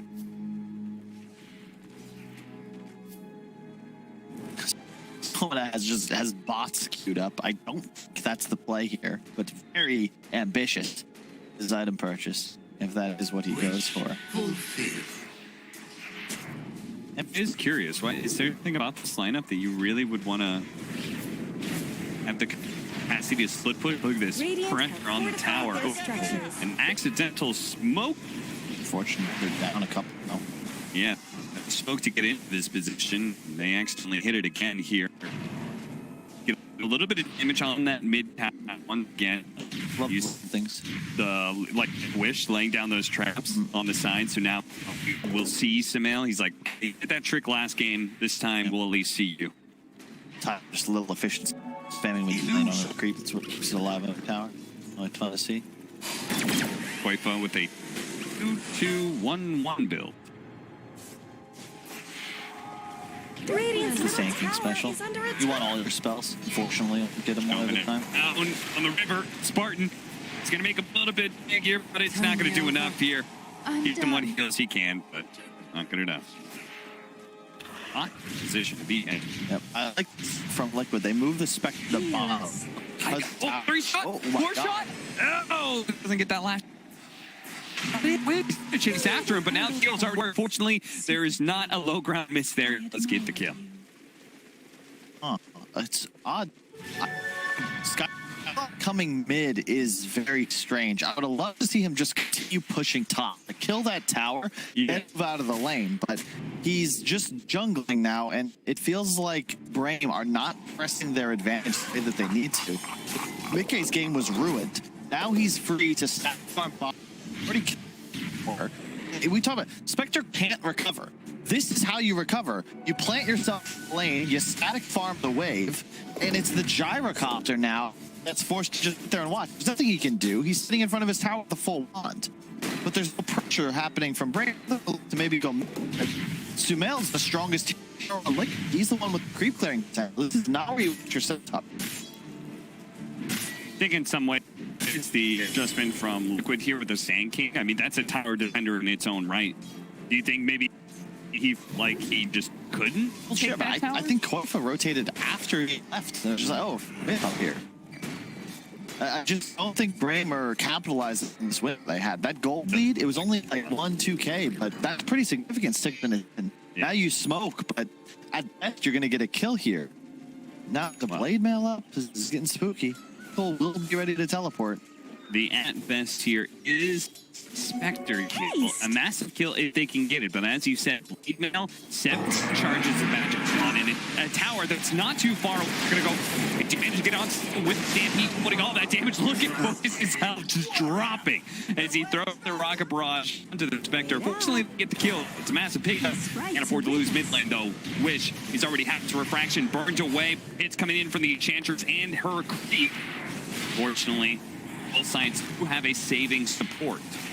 Goes up. Very cool to watch progress. About much impact since you have teammates. Lestrak, one of my favorite heroes against Whip. Also very strong against TA, but it's a very scary situation. It has to be in the fight. You've got to have your W run in, ult up, charge forward. The only way you can do that is if Insania is prepared to back you up if you've got stuns coming in. If at any point just say, hey, let's this Leshrac, if he doesn't get saved, like that whole game is decided. So much damage. You get them off, suddenly Liquid lineup feels a bit flat. Now, Brame did just have to get your mid tower in part because Skylark's positioning was here in this bottom lane. He could be found here. They do know where he's at. Spectre, Bob and Yield meant to be able to find the Centaur, knowing that he didn't have TP up for a bit. 1,000 of your kind have fallen before Nice me. kill. Vanguard also countered by the Edict, doing physical damage but not affected by the Vanguard. The Centaur currently doesn't possess. He actually bought a hood instead. Top tower. Do you agree with that? Is that the right? Yes and no. I would say yes if he had still pushed up tower. I think a big part of the Vanguard is just that it might take a little longer than it used to before Return was Dire's middle tower isn't going to last long. slowly but surely. If he doesn't feel confident doing that because of who instead, then I would disagree with it. But it could have been a team call, you know, break mid. But my big problem is that he was dominating this game. Suddenly he's barely ahead of the net worth, and currently Mickey is about to hit 9. He's somehow out-leveling Skylark. Bear in mind, he was 6.5 on Centaur to level 4 on Mickey at a point. They're going to use the Stampede to catch up Taiga here. It feels kind of bad for Brame. It's going to take a while to get this kill, but I think it's also not the kill wanted of a smoke. Definitely not. Look at it's the dead part of the map too. They're in their own triangle. You get that kill, but Liquid just sure, whatever, man. We have our entire side of the map. Everybody's farming. Koifa, I think, pulling in on. Oh, yeah. Okay, so this mid tower fight is going to be spooky for Brame. They don't have any BKBs coming up soon.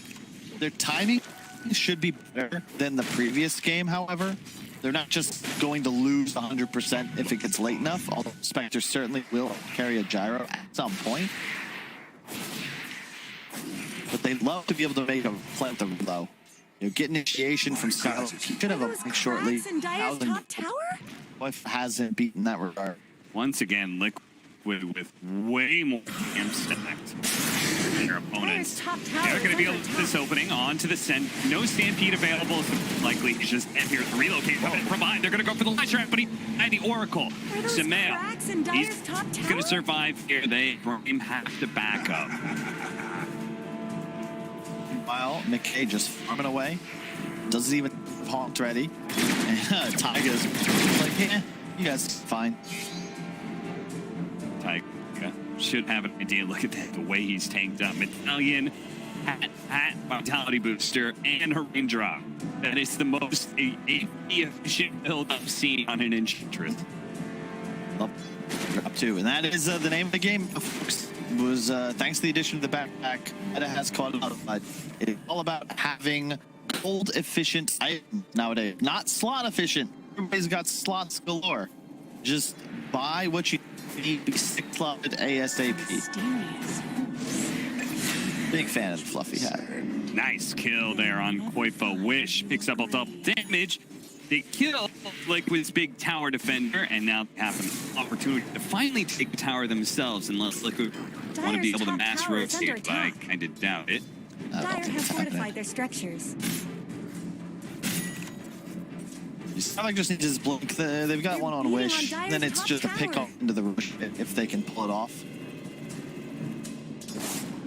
Get an LSJ from that right? Ether lens. Oh yeah. 3 items sometimes. All right, so we've got the Maelstrom more focused, and he can start getting a lead on it. And so far, for better did previous. Got a real shot.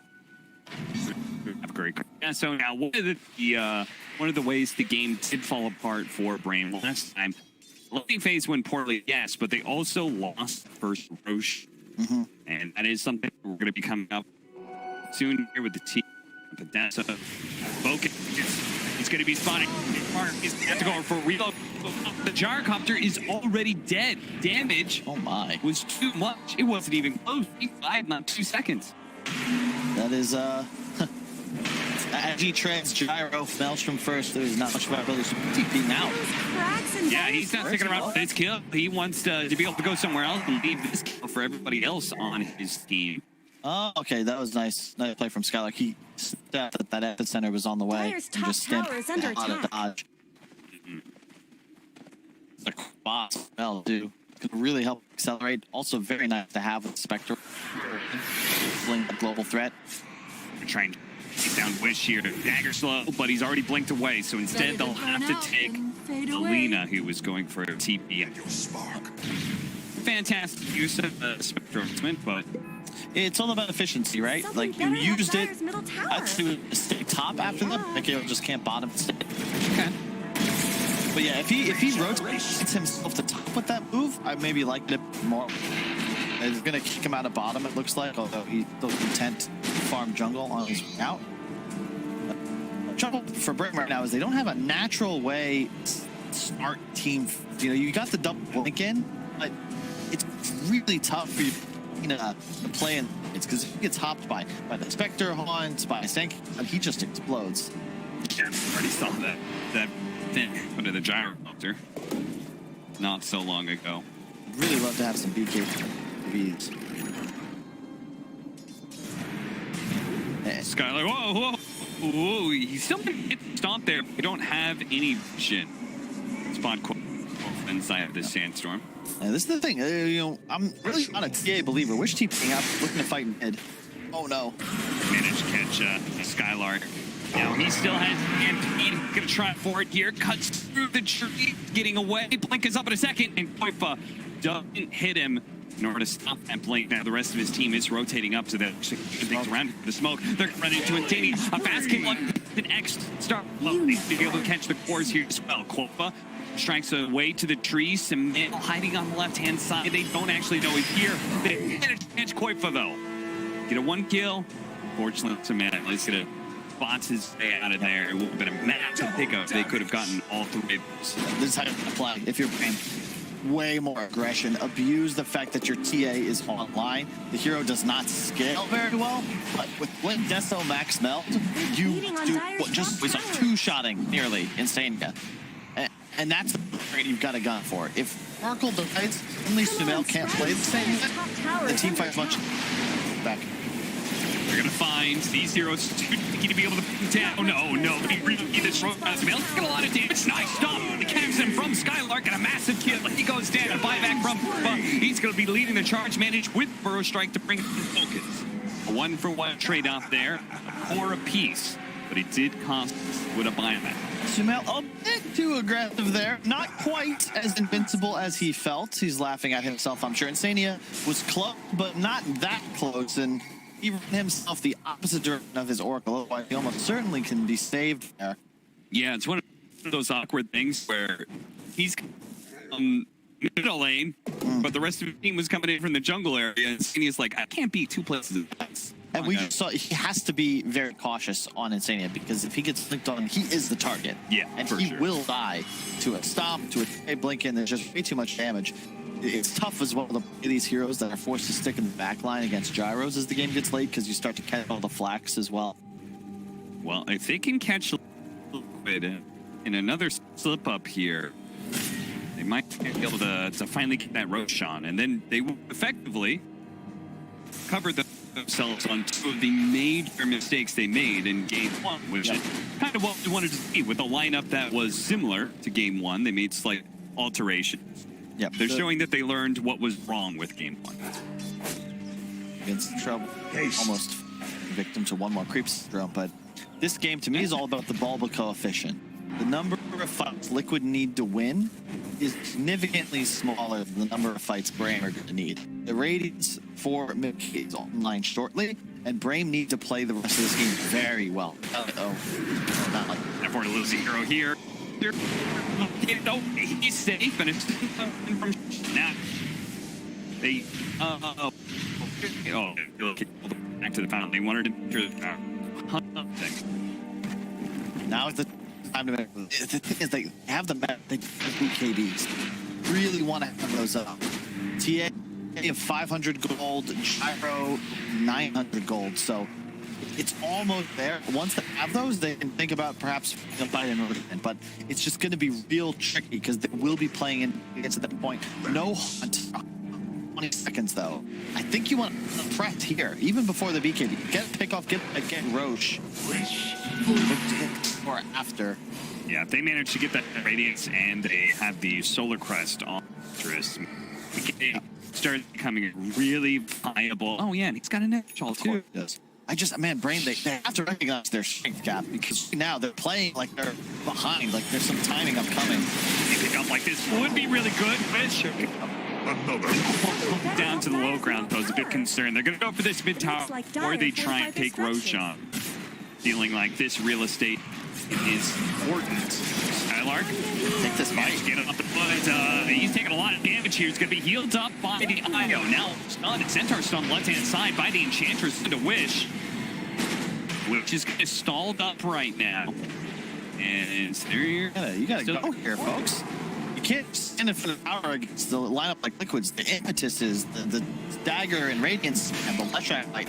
You wanna immediately engage, double blip, drop everything. Well, maybe it's the best way to do it, right? We're gonna coax Liquid out of the tower area, going for Roche. Oh, there's no buyback for Koifa. They did catch Sumail here, and this is the same position for Skylark not jumping quite yet. Now it's Blink Dagger being canceled. They're going to pull him down to CA traps. Brame seeming very reluctant to go for this one.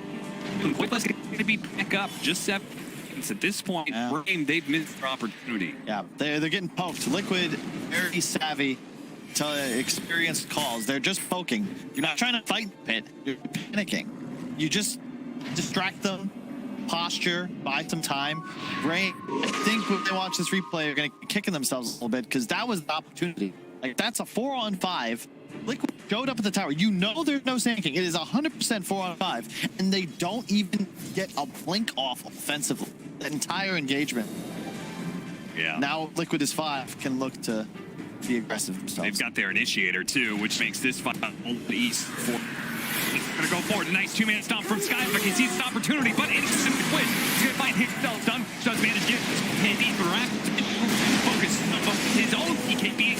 Delivering out some serious damage and brings down Mickey. A really nice fight for them so far as Taiga almost goes down. Unfortunately, Heel's going to be able to keep him back up. But he's going to double one, but Sumail's not going to be as lucky. Stopped by the river. The last shot from Wish isn't quite enough. He's got HP. He's got the Solar Crest. Insanity out right in front of him. No way. What? How did he get out of there? Skylark will finally find the jump to take down Taiga. Taiga healed and healed and healed through that, but eventually is down. So, man, what a great move by Brame to not take that until both of their BKBs were online. Waiting for their timing. The patience from Brame. Your house. Brame, that was a moment right there. Wish getting stunned. I was like, oh no, the damage got delayed, but it didn't matter. Their two BKBs, as you correctly predicted, were huge in being able to win the fight. Playing smart. It looks over though. Like, oh god, not like this. They gave them their hero, Haunt, but yeah, with full BKB, suddenly Liquid's lineup has no damage. Yeah, and someone else. You threw it to where it was moving, but he was trying to hit Tiger, right? He hit that G, and then he was like, "Oh no, nobody has stun." Split the uprights. Some people get paid for that. Wish. Huge. Scotty queued up though. For For the regen reduction, I suppose. suppose. I don't know if that's... It's nice to stick to Spectre, too, and the Lesh. Okay. Yeah, look, they do have a lot of heal coming in, no doubt, because of Oracle, because of... I'm presuming Sumail was good Bloodstone, right? That's already on the way. Yes, the ring. Ring, okay. Well, I kind of see it. Makes him a lot tank, so he's not... There's no chance of him being burrow struck into, oh, I'm dead. Less chance of magnets out there. These are like straight ags for Stoneman, and he's almost that's some pure damage. That is really pretty nice. sick.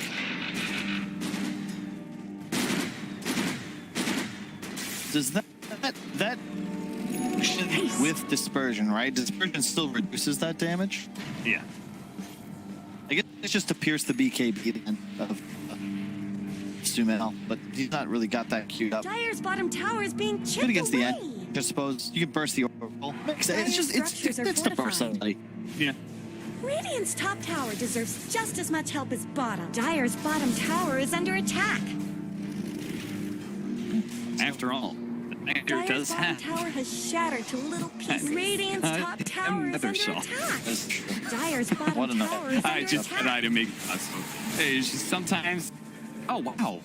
What a Radiant's top brick tower item. has looked I better. keep trying to have this Dire's discussion bottom about tower neutral needs some items help. and whether or not they're, we like them in the green room. But Ryan always brings Hearthstone, pseudo RNG, and how it's actually good. You gotta have your deck building. I would say that I kind of like neutral. I find them fun. I would not be surprised if one day they're removed and look back on and be like, man, that was crazy time. Why did we ever allow that? Yeah. Could see it. Get out of here scot-free. This is the trouble with tanking off, though, right? Centaur, similar items, but he just feels so much stronger. The Stampede. Wait, are they both going Scotty? Are they? Now, Jack. All right. Surely that's not the efficient play, right? Maybe somebody builds another item. All right. I mean, it's pretty efficient. Yeah, it's like 5 extra stats, a little bit of extra HP and mana. No recipe, so it's good in that sense.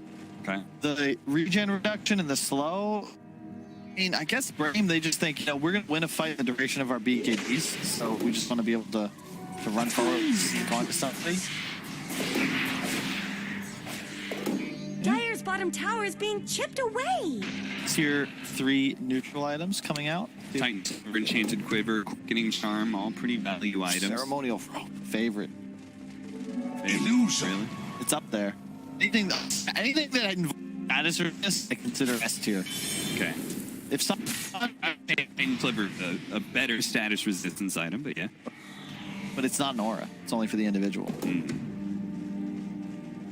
Like if Sanjin Yasha is a must-buy item for every carry for 25%, AOE minus 10% has got to be Dire's good. bottom tower isn't going to last long. Try and catch him here, but I believe he's going to be so far away by the time that little missile catches up to him. Dire's Even middle dodges tower it. is under I attack. feel like this Yes. the sequel. bottom. Indeed. Radiant's bottom But tower DD, got problems. Aegis fading on TA, Dire's which middle very tower strong. isn't Don't think going to last it's choice. long. I really want to be sure he picks something up before the next fight. This is pet peeves. Have the slot, all this gold, invest. Because net worth advantage, yeah, it's huge. But if Sumail has his money, and he has, this really isn't a lead at all. Dominant down tier, playing in the jungle where the rest of his team is already abandoned. Brame already backed out of that one a long time ago. A great service. Let's see. Still at 5K gold. Will he buy? That seems to be the answer. Radiant's middle I mean, tower shouldn't have to what take would this other options be? abuse. Something like Daedalus or burst heavy against Oracle. Yeah. The team's kind of like, Butterfly doesn't help you. Maybe you really love to have an AC, but it's one of two ways. In for the job, or go more state, which he has chosen with the staff. Gyro will also be good for one. No, it's getting big Yeah, Towers opted to an Ag. So I think this is the right choice. Ag's super value when you have a Wisp on lineup. There's so many stuns on the side of having that side gunner going is quite helpful. There next for him as Yep. well. So. Yeah. There are a lot of instances, Sandstorm, Diabolic Edict, there's a Radiance, a lot of instances of small, constant damage that croc the... Yep. That's a good point. It's one of that count to heroes like Darkseer, like X3, just guaranteed Mjolnir. 15 charge Bloodstone, but gotta say Liquid, you know, they're the bricks. They're just playing conservative, but they gotta be careful. Beating on Dire's top tower. There, I guess spotted him somehow, but the rest of the Brame is here to be able to back him up right now. Chasing down that Enchantress. Skylark went back in there, so to find Insania. That's a big kill. Nick's gonna pop his ultimate, but it's already too late. Insania's dead. Now an episode coming in. Wish he has the potential to be blowing up, and he does. They get before he can do anything. No BKB for him. Focus is gonna use his own to use it to be able to take the less reps. Also gonna be able to bring down Mickey. The damage he's pumping is insane right now. Oh yeah. Dire's middle And once tower again, just the went PA down. picked up the shard, and it is so much more effective in this game. It's part of the reason Insania just can't cast spells, constantly spam silence from the traps. Super effective against the Enchantress as well.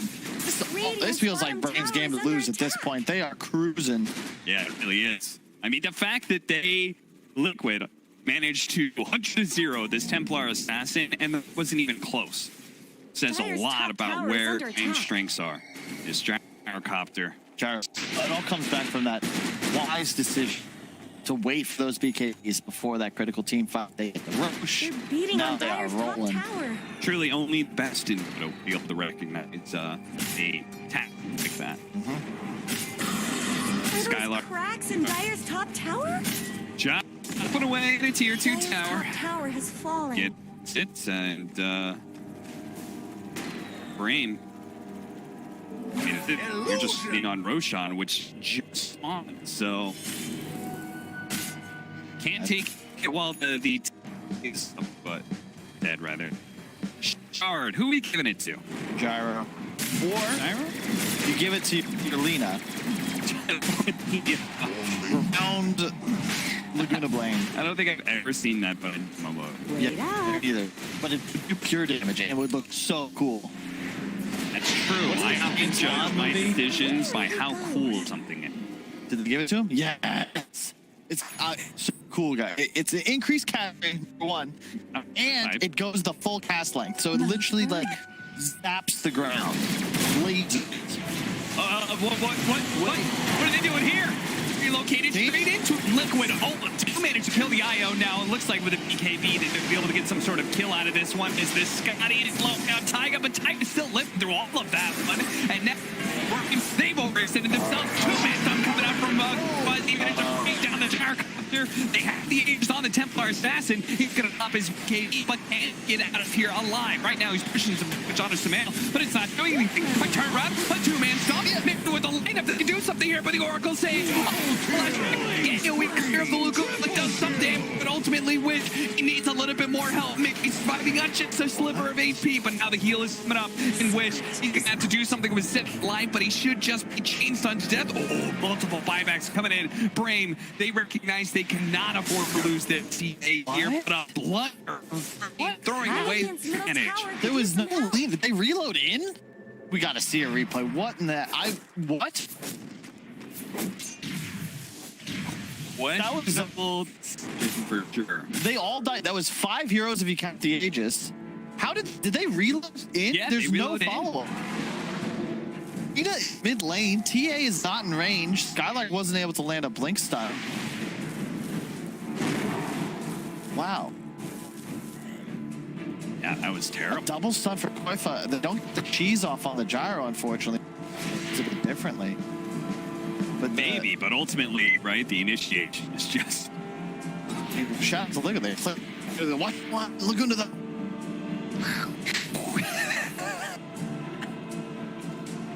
It's bad it didn't kill me, buddy. It almost did. Well, yeah. Oh, that smile. That damn smile. Gets killed every time. Man, smoke from Brame. Is, I'm sure no doubt they recognize Oh, like smoke broke. Oh, we're over here. Can they find him? No, the orbs, they're right around him. They hit him. Hit him what? Finally, the TA trap is right on top of him. They spot Mickey. Can they get to Mickey? No, he's in deep, but they do. They manage to kill a massive win. Okay. You want to just sit around so we could cut the wave behind them, but Brame were not having that. They went to foresting. Well, in some ways, that may forgive Brame for that earlier team fight blunder. Dire's bottom tower needs some help. The trouble is that the Centaur and the Lina put back, and they represent a chunk of the advantage. It removes the Centaur act from your next fight. That is oh yeah, that could help somebody survive if they're cheated on. They're gonna pop set stand, catch up, fail. We relocate on the other side, and a big pure damage hit from Stumanet. Not having any of that. That is a max of 999 pure damage. Yeah. I did it. Radiant's top tower is under attack. Push, right? No two, both cores dead. Mika has a buyback. Sumail does not. I like the trick. Sumail, I was thinking Sanj Kaya, now looking at Halberd. The disarm active against both of these cores is great, and here we go. My man Wish is about to finish his Daedalus. There is no evasion, just he picked up. Yeah, the Radiance burn might annoy him, but if he's BKB'd, he can shred through anybody with a nice crit. And there's something said about the new blink items. Yeah. They do add a second big peak for many of these cores that rely on blink daggers, right? Your Wraith Kings, your Templar Assassin. Yeah. It's a big help to heroes like Wraith King and TA, because it would feel like they would fall off a little bit, whereas now, as you said, you know, they can be stronger. That 5 to 10k net worth lead always feels like one until we get into like the super late game when Spectre might have to turn the tide. But for now, you got it feeling that as Brame only a 5 kill lead. They should know how strong their position is. They just consider where Liquid is playing right now, just kind of hiding in base. They spot nice sword. They're going to see Wish. They might look to roll out, but it's tough. All these traps. I can't believe this ward is still alive. Brame invaded the triangle. Didn't take that high ground hold away. Pop Stampede, I think Skylark is calling, like, guys, you've got to get out of there. We have shown 2 heroes top lane. They're running at you. Oh, Mickey just realized he got a Trickster Cloak. So that's a built-in 20% evasion. Yeah, neither resistance is really big as well. Yep. So the game will start to spin a bit. Sumail can finish his halberd. The evasion on Mickey, double evasion, of course, is super effective when neither enemy core has an MKP. They have an Oracle behind them as well. In which case, Wish may end up regretting his Daedalus pickup. Soon, Escalating is complete on Mickey. Big timings come out. And would really love to get the initiation, but I like what Liquid's doing. They're just spending their gold. Yeah, Scott's massive, because now he can jump straight out to the IO, right? He's hitting everybody with it, so you're really going to slow down the regen fact. Someone like Focus, who's currently being targeted right up. What they do is get a relocate over the side. They're trying to go for mid-game. Mickey's able to take a brunt of the damage, no problem. They got a little bit squishier here. The outside Corpa. Go back in. Now the BKB's gone. He goes straight for Wish. They manage to hit with a chomp to interrupt that. No, the good play. Picking up, save for Focus. Focus is going to end up going down. And Wish, without the gyrocopter and the Centaur to play the front lines, are just going to have the full-out retreat here. A blink away from Skylark. TP to be able to get out of here. They're currently tunneling through the trees. No TP. Oh, dear, Skylark. Yeah, that was just, you can't set it up better for Liquid. They had vision, knew where Brame were in the vicinity. They had just purchased big items, Halberd on the Lesh, Scotty on Spectre, and they forced BKBs for the Haunt. Previously, that was a good trade, Brame fight through it. But because of that initial back off, the BKBs failed on the course. They feed. Koiva can come out with a stun. Lesh follow up. They have pulls. Radiant's middle tower is under attack. Spectre's just too tanky. You've got to be able to get on a target as Brame while your cores are BKB'd. If you cannot do that, you are not going to win the fight. Oh my god, that is such a gross item build from Taiga. Yeah, seriously. Vanguard, Solar Crest, Hurricane Pike. Now he's going an Aghanim Scepter. So he has some additional survivability yeah. in some way. Also good stats. He also went fully defensive on the talents. I think part of the reason ENG is just so strong in this role. The magic resist, extra heal, and the untouchable slow.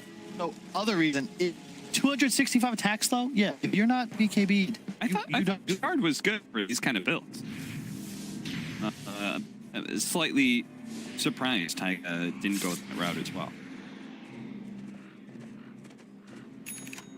Either way. 100% win rate on the other one. Sample size. Oh yeah, it's gonna be like one game. Hey, now we have an Aghanim Scepter. Yep. Speaking of damage reduction, Aghanim Scepter for Centaur.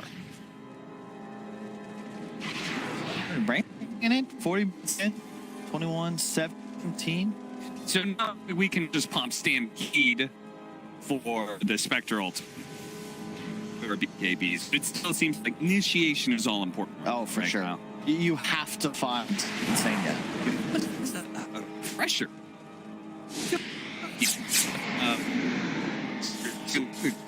He's got the Oh, yeah.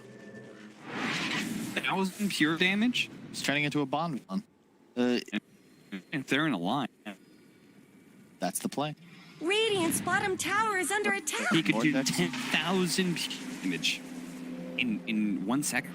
Limitless possibilities. Liquid chasing. They're Not on the much hunt good's now. happening They to are Radiant's feeling bottom themselves. tower. Level 25 on the Spectre. A little bit of extra dispersion. It's actually such an insane talent. Percent damage reduction. You need a break, it feels like, on Brame, but nobody can really bottom him. Yeah, we'll watch this fight again, but it's pretty simple.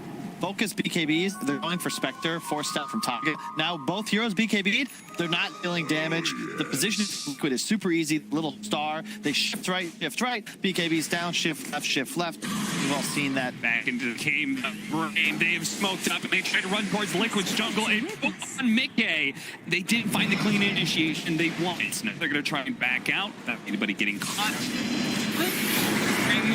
Okay, that was a Lotus Orb, Pro Shark Stomp on the Koiba. They tried to go for Wish here, but Wish is getting away thanks to the Stampede. It's done. Dominant on the Sumail and Mickey. They're going to turn around and deliver the damage on the Taka and catch up Sumail as well. He goes down with a Laguna Blade. Insania against X. Mickey on the run. Mysteries. Clark, he's outing him. He's making sure Mickey doesn't have an easy way to space. He can play on top of Roshan, but the missiles after him, they're going to be able to catch him as well. They see Roshan's right next to them as well. They win the fight. They immediately. It couldn't get better for that for Brame. Yeah, that Stampede, that Axe, that slowed it down, but you can see Trust there they was a good reason. immediately counteracted and then turned. They didn't even Immortality. use the KB on Gyro. Wasn't necessary, and the Lina actually did so much damage in that fight. Like 2 full combos. I think that was a 2-man Laguna. Then Aghanim's pick up Kyle, and he's going to use it to teleport bottom lane and catch Koifa.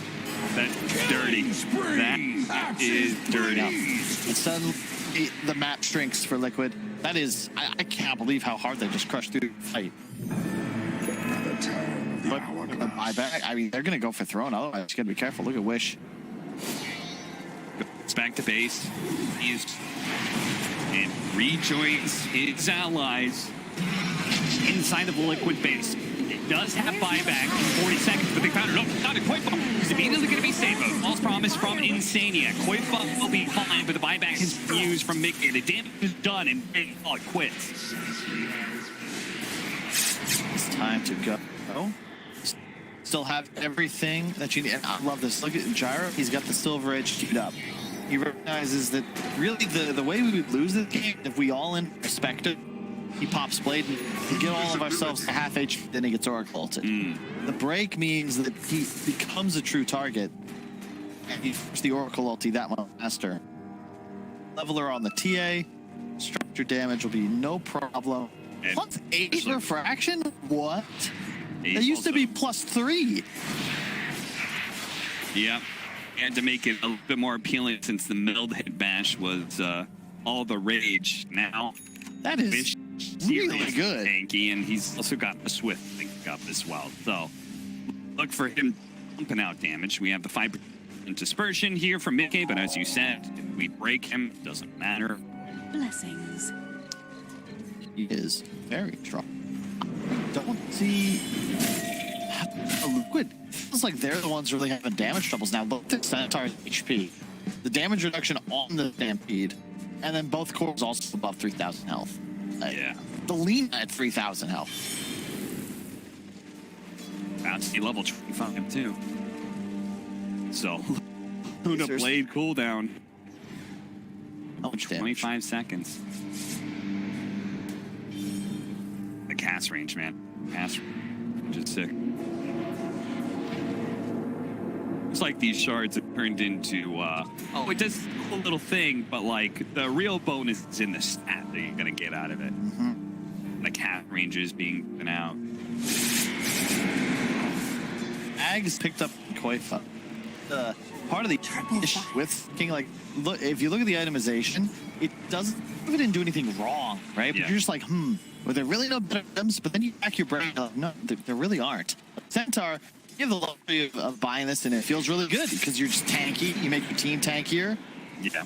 Tanking doesn't really have that. You see Koifa, when he sends in, he ends up being turned around on quite easily. It's not nearly as durable as his off-lane counterpart. It does mean if they do manage to blow somebody up, the damage from that explosion can't carry up. 22% of their max health is damage. So, That's a lot. You're talking about everybody being 3,000 AP. It can have effect, but it's obviously not the same kind of meaty feel-good and damage reduction. Starts late. Damage into the melee barracks. Daring Liquid to do something about it. 1 minute left on the Aegis. Mel has his 25, so more damage out of the Edict. Good read on the ward being there. The Burst Strike just kind of saw him poking at Wish, but the refraction is plenty healthy here, and there goes one in the barracks. They do another one before the Aegis falls. They've got 45 seconds. Oh, okay. A little far forward here. What was that? Try jump. Like, he goes to the Stormcrafter. It's not good enough. Makes the heck out of it. But that's now gone. Make a retreat to the fountain and ready to re-engage with his ultimate. As Brame start jumping back, but they're not going to let him get away. But see an opportunity. They're built on Brame's mistakes. They're going for focus right now. Big Gate's got to be a little careful. He plays a little bit far back, but he actually not back, and that's going to be a die back for him. He goes down here. It's the right. I just pick up the same button. Oh, Gate cleans right from as he daggers off through to the back line. Now has managed to get up and dominate. Around, throws out the Laguna Blade, but no dead with no buyback of the Brame. Oh no, what is this? Wish. He turns around, a stun coming out, a Lotus Storm bounce back as well, but Skywalk be blowing up. Does a hell damage to Wish, who also falls. Focus, TPing away. Ooh, barely gets out. Oh that might have just been the game straight up there if he dies. How the hell did Liquid win that fight? Like, as if they do that, they do it constantly. They just make it so challenging for themselves and somehow pull these tricks. Like, grab it out of the hat, no win engagement. Radiant's middle tower Well, could use some help. I think we all like Spartan. And, we don't want to. We want to say Liquid's great, but like Spartan, bro, that was. Radiant's middle tower is under attack. Why are you I in know front the of feel. everybody He's else? energetic. He's captain. He doesn't want to be a tyrant. He wants to be up in the front. Guys, let's go. You're not even dying, Spartan. I remember that game. He's so deep. He's so deep. His cores are in the jungle already looking to farm. He's questioning why they're not attacking Gear 4s. But now, They have so much pushing power with this upgraded Edict on Lesh. Gotta be cautious. what did they do though? What is Liquid going to do with this thing? Because we know there's no iron. No Roche either. They can't get any more because tier 2 on both side lanes are still up. Surprise. I feel like the Liquid just goes high ground there, but they choose not to. Make it deceivingly survivable because he doesn't just have extra cloak, he also has that butterfly. So if you don't buy an MKB on one of these two cores of Brame, they have one on the gyro. That's good. TA now needs one too. He's got it queued up. You can't kill this man otherwise. Yeah, we saw how much damage he was outputting in the fight because he was able to just constantly get in there. Fortunately, Brame, as you said, because the tier 2 still being up, left with only the mid lane of barracks going out, effectively just undoes what they had managed to prove earlier by beating Liquid's mid lane barracks, so things are still even. You gotta keep in mind, it's 17K, and typically you're like, wow, that's a ton of gold, but percent percentage of the net worth available in this game, it is not really that large at all. Yeah, 96 to 115. It's not really that huge when all cores are mixed out. They're 6 slotted. Sure, you could eat a moon shard, you could eat the Ags, but it's not really that wild because it removes the Aegis advantage because now it's replacing a tier 4, tier 5 item. And they lose their IO here, and you can see the one Laguna blade going down low. There's no way Liquid lets them walk away. no. So Mickey, he heals up as much as he can, and then he jumps forward. They're not going to get away because of Scotty, so they have The to battle turn and fight. And then resumes. Spartan again, he relocates in, but he's right next to Leshrac. Yeah. Liquid are doing a good job, though. You can see how they're fighting. Like, Mickey's in, okay, Mickey's out, they're going to chase, but Koifa walks away. They're waiting for the right target to present itself, and unfortunately for Brame, Skylark did twice. The moment he appears, the Liquid guys are going to pop the thing in. They don't want to go for BKB core. Trying to get anybody but. However, Sumail did buy back. They got the X for it, but it means that Liquid have to be very cautious. And Smoke Brame on the way. Aghanim Scepter complete for Sumail. So now he's at that knot. The enemy team, Ethereal, they're able to take down Jason. You go up here, and they're opening up to war. It's Insanious. He pops he's on himself and uses it to try and get away, but the damage might be too overwhelming. Or if any, Sumail needs a go to block takes out. And Sparkle still pops the missile. They're chasing after Koifa, but they will not have 2 heroes for 2 minutes. And Brame, you can see Mickey, he's like pushing out whatever creeps he can right now because he knows Brame could just end the game and manage to get through backdoor protection. He's going to go ahead and pop his ult. This is the same thing, try and make the greatest escape here. I think this is game cap. There's 2 dead. They might know Ench doesn't have bot back, but the 100% Sumail just did. So yeah, you just march down mid. Okay, did what could to try and delay them. Brame is here now. Got 80 seconds to work with.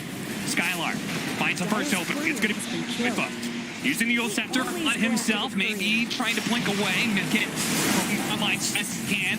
Joseph's getting a little boost here to start twisting down Mickey. He's taking a lot of Koifa is going to go down first. Did have live, the tier board's already gone. And if it didn't Brame, they just ignore Mickey. They're going to go straight for the throat at half out. Focus, just moving around, and that's going to get, they're going to manage to take this one against.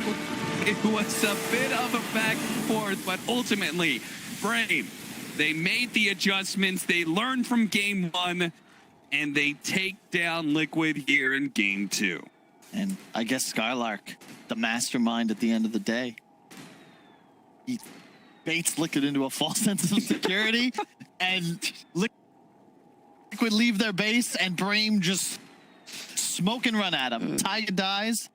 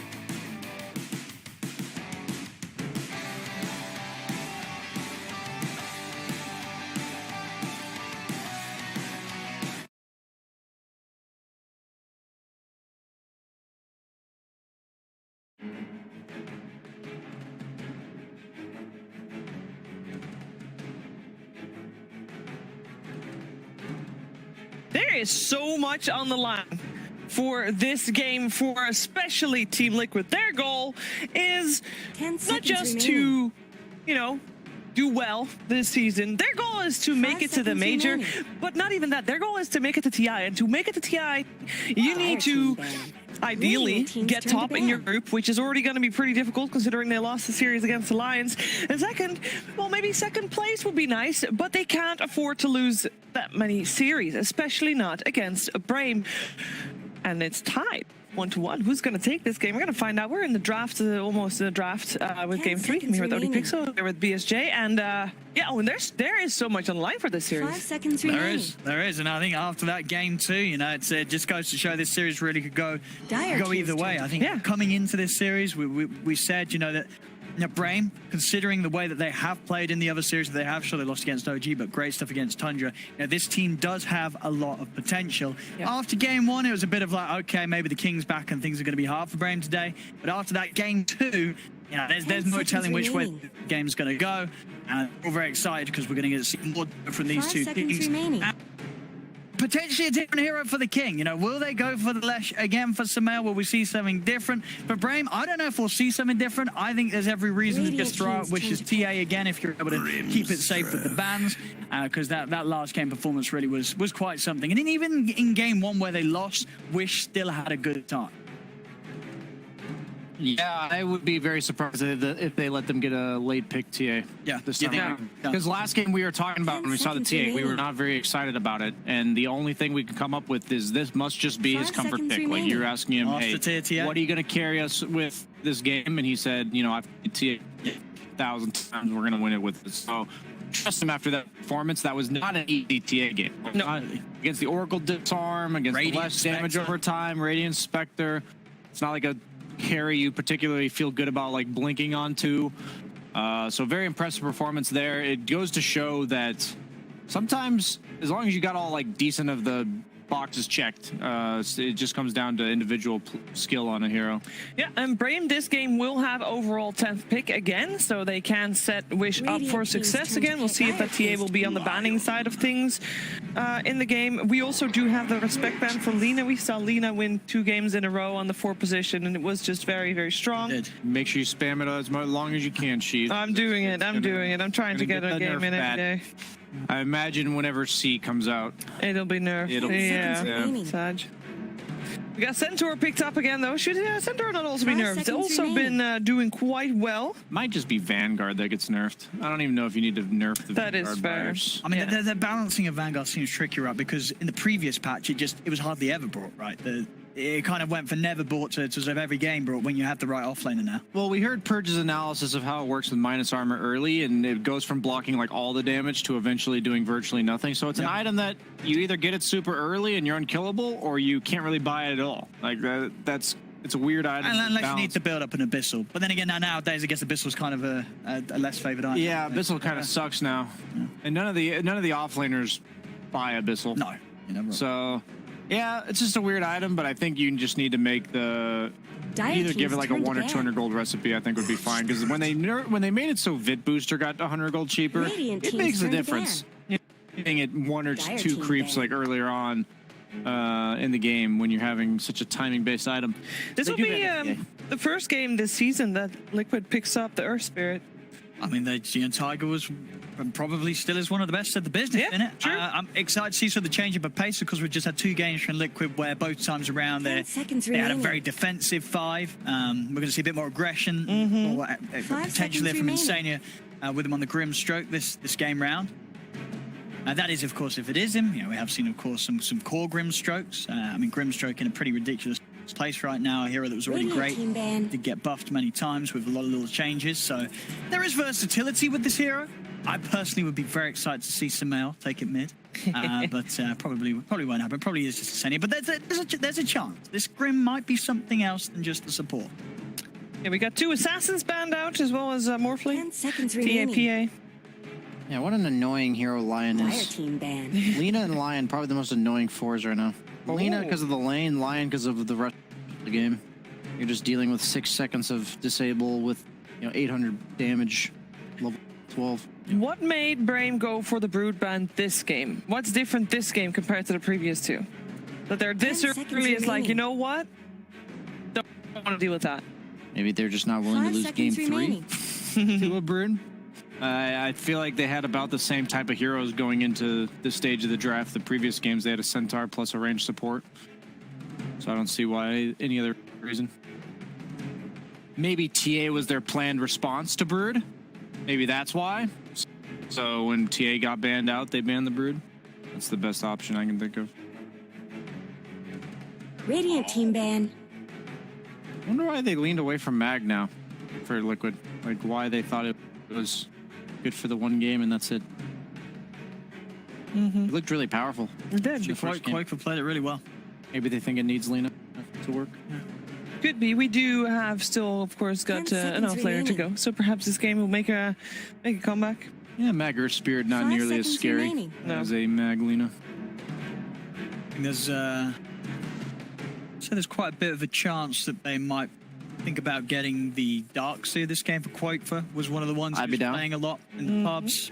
Excellent with the lead in from Earth Spirit. I'm down for a Sven Darkseer Yeah. because you got Sven to work with the Grimstroke. Lanes pretty well against the Lion Centaur, I think. And then, yeah, the Darkseer synergy. That's a classic. Darkseer Sven. Radiant team's turn to pick. I'm actually so ready for that exact combo right now. It would be very liquid. Dire team's turn to pick. Juggernaut. Oh, and we'll be here dealing comes with the Sven, Juggernaut. baby, right into that jug. War cry for that Omni Slash. Get in there. Mickey's like licking his chops. He's I was picking Sven last patch, baby. I'm ready. I mean, what else would he 10 want to play seconds against remaining. Spectre? Good. Against the Juggernaut. Inspect. Sorry, against the Juggernaut. seconds First is an option remaining. too, but I think with Grimstroke and you're against Lion, you'd rather have a stun Yeah. on your carry.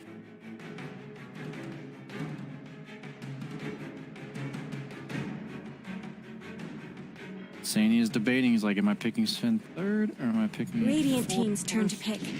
Faceless void. Oh, they go for the Faceless Void. Chronosphere. Okay. Would almost forget about that hero. We have that was seen a it do game quite well. And Mickey, also one of the players that did quite well with it against Team Nigma the other day.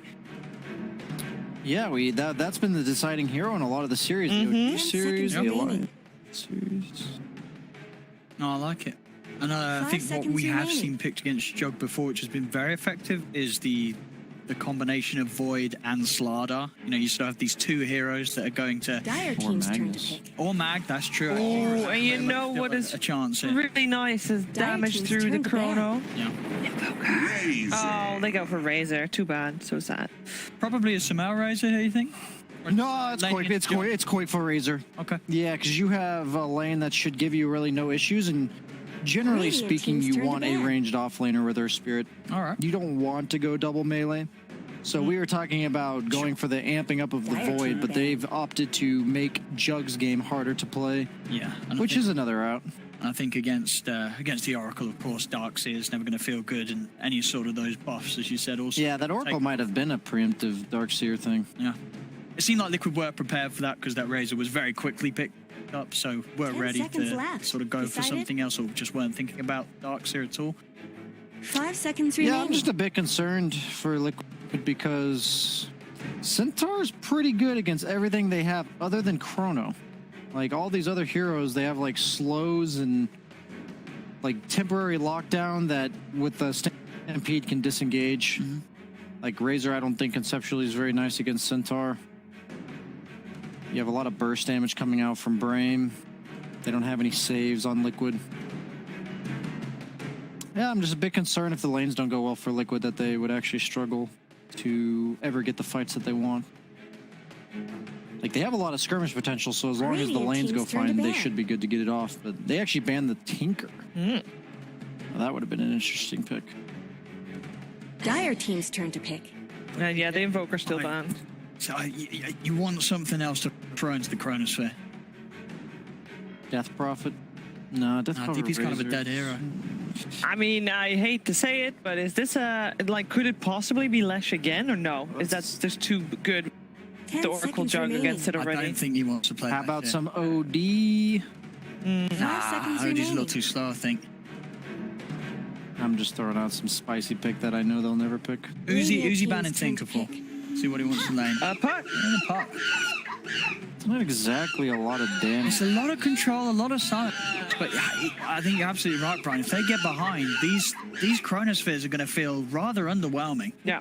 I think they realized they had the stampede issue, is why they Yeah. picked this puck. 10 seconds remaining. Right now, they can kind of just walk away from us.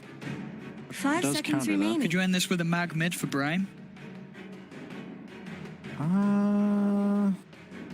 I think your hero has to be able to lane against Razor as well as Puck. Sure, 'Cause I okay, think ready- they could yeah. swap it up. That's Because definitely Puck true. could reasonably offlane here too, I think. So you have to consider what hero does okay against Puck, but also could lane against Razor. A lot of the Razor counters are countered by Puck. Viper, maybe? Still in the pool? Yeah. I'd be down for some Viper. Viper. That's a super exciting hero. Very irritating again for the Void. Yep. You get that puddle down and suddenly it just always feels bad chronoing.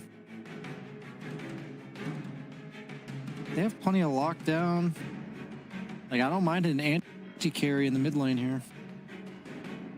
Well, they're taking their time. I don't know if it's really Wish's style, though. Seems like the guy that wants to take over the game. There you go. Death Profit. That does lane against both of those heroes.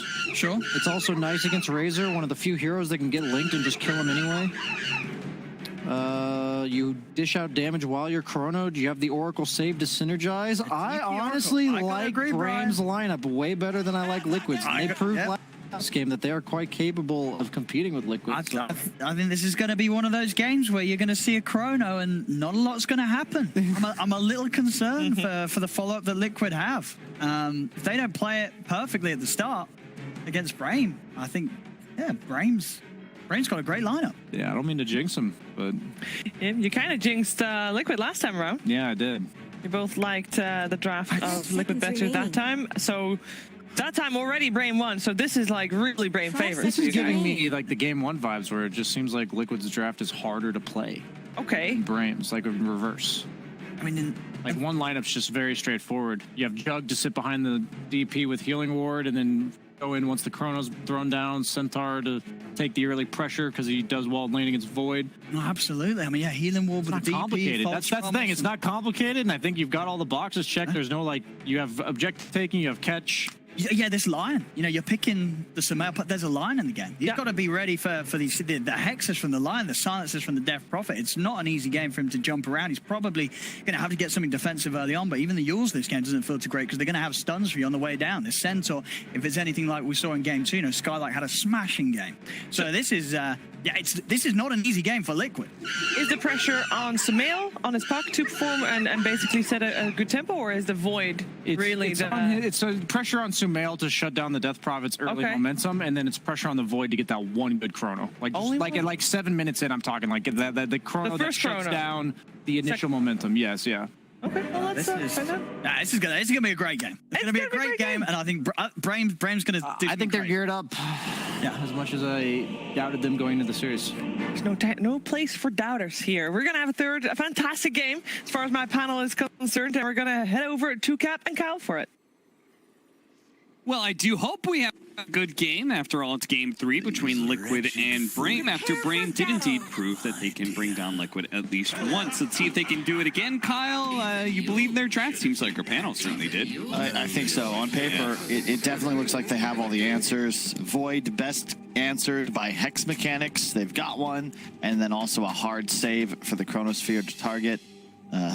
Very concerned. Liquid, this is kind of their bread and butter style, though. You know, semi-independent cores, active supports with a ton of disable.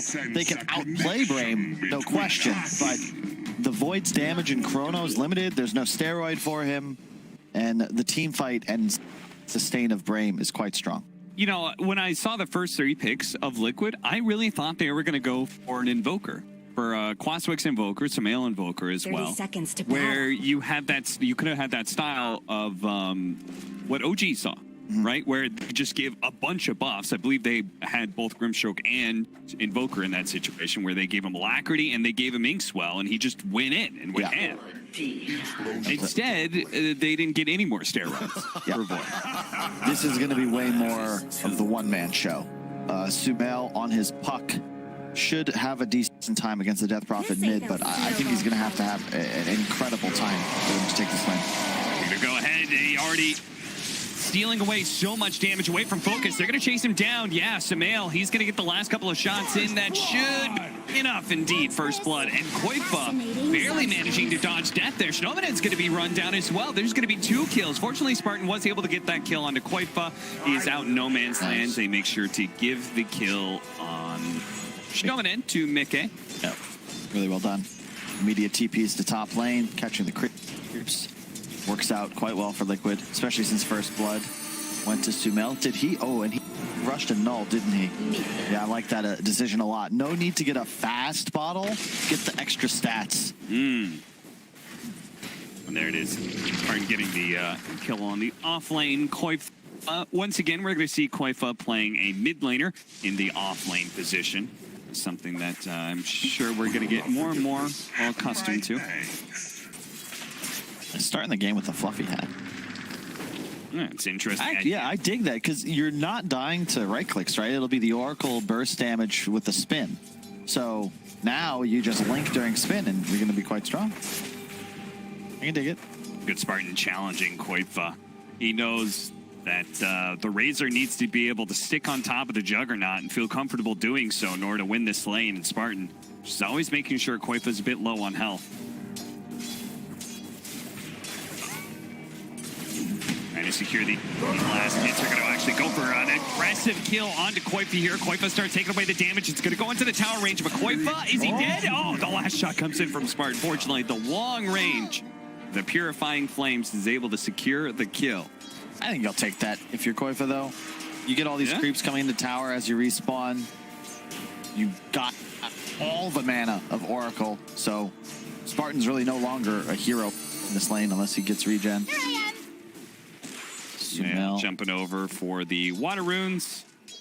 Wish will take the one on the other side. Gotta be careful though. Sumail's looking to orbit. A little late on that dodge there, my man. Still coming back in the swing of things. Meanwhile, we on the other side of things, Skylark, the offlaner for Brame, is that Centaur for the 3rd game. Something understated from that last game was, keep in mind, Mickey on Spectre got absolutely destroyed in lane. Yeah. And if there's anything I think Liquid change here, it's making sure that they'll have a better time in the safe lane. Yeah, Spartan going to die. It's a product of having not nearly enough mana or HP to sustain. But that was a 6-0 Spectre to 27-15 Centaur. So that really didn't... Like, it was as bad for Liquid as possible, really. This is already looking much more promising. 3-minute runes. A nice ward, though, placed. You can see they're going to spot the rotation of the Earth Spirit. This is very prescient. Whenever you're playing against an active mid, and, no, the one down there by Brown. Yeah, that one. That's the... When you have an active 4-position roaming, you need this defensive ward more than you need high ground vision. Those things aren't cheap, you know. Thank you, my beauties. Spartan shows himself, and immediately Taiga tries to go for the roll, but misses. Ends up in tower range, too, so that's a little awkward. Battling it out, Mickey. Giving the Inkswell. He is going to be stomped here. He's got 12 magic stick charges, so he can certainly keep fighting. He's got a time walk to do, if he wanted to, try and keep up, but seems it not worth. Mid lane is being won by Sumail right now, but not predominantly or anything. With making sure the pull creeps with him when he goes to the water rune. Something that's very few times I've played mid realized how do these mids feel comfortable going for these water runes so often? You got to pull the creep wave with you. Yep. Jumping over, they go onto the support this time around. The Ink Swell is going to do a ton of damage now. He does have a nuke coming up. He can throw it out. He'll get a good amount of damage on it. Mickey didn't even kill Mickey here. No time walk for him. And he gets bursted down. He had magic wand charges, but he didn't pop it. I don't think he expected the double edge to come.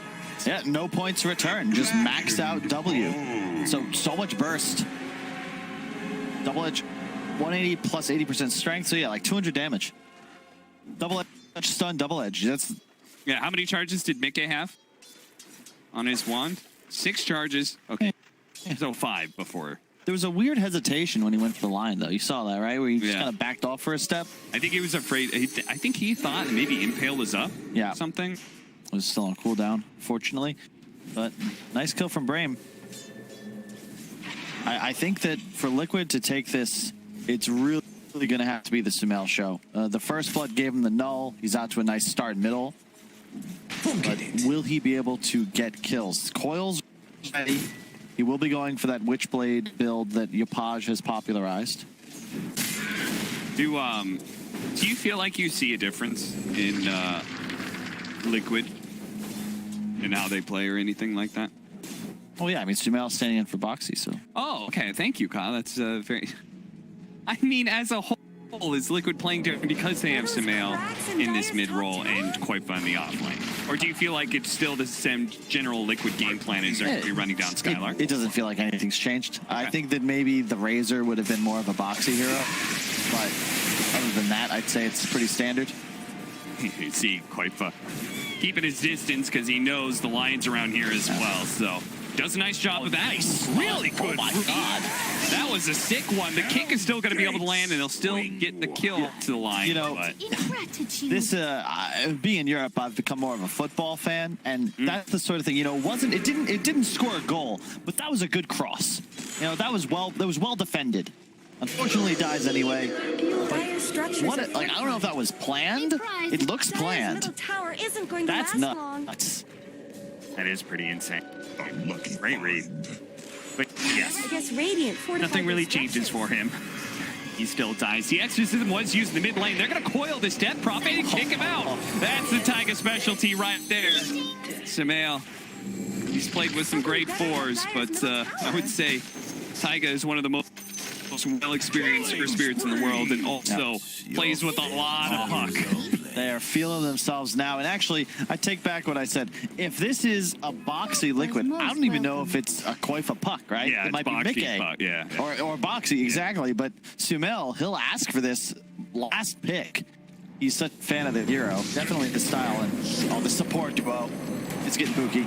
They have so many every single hero of theirs combos with Inkswell.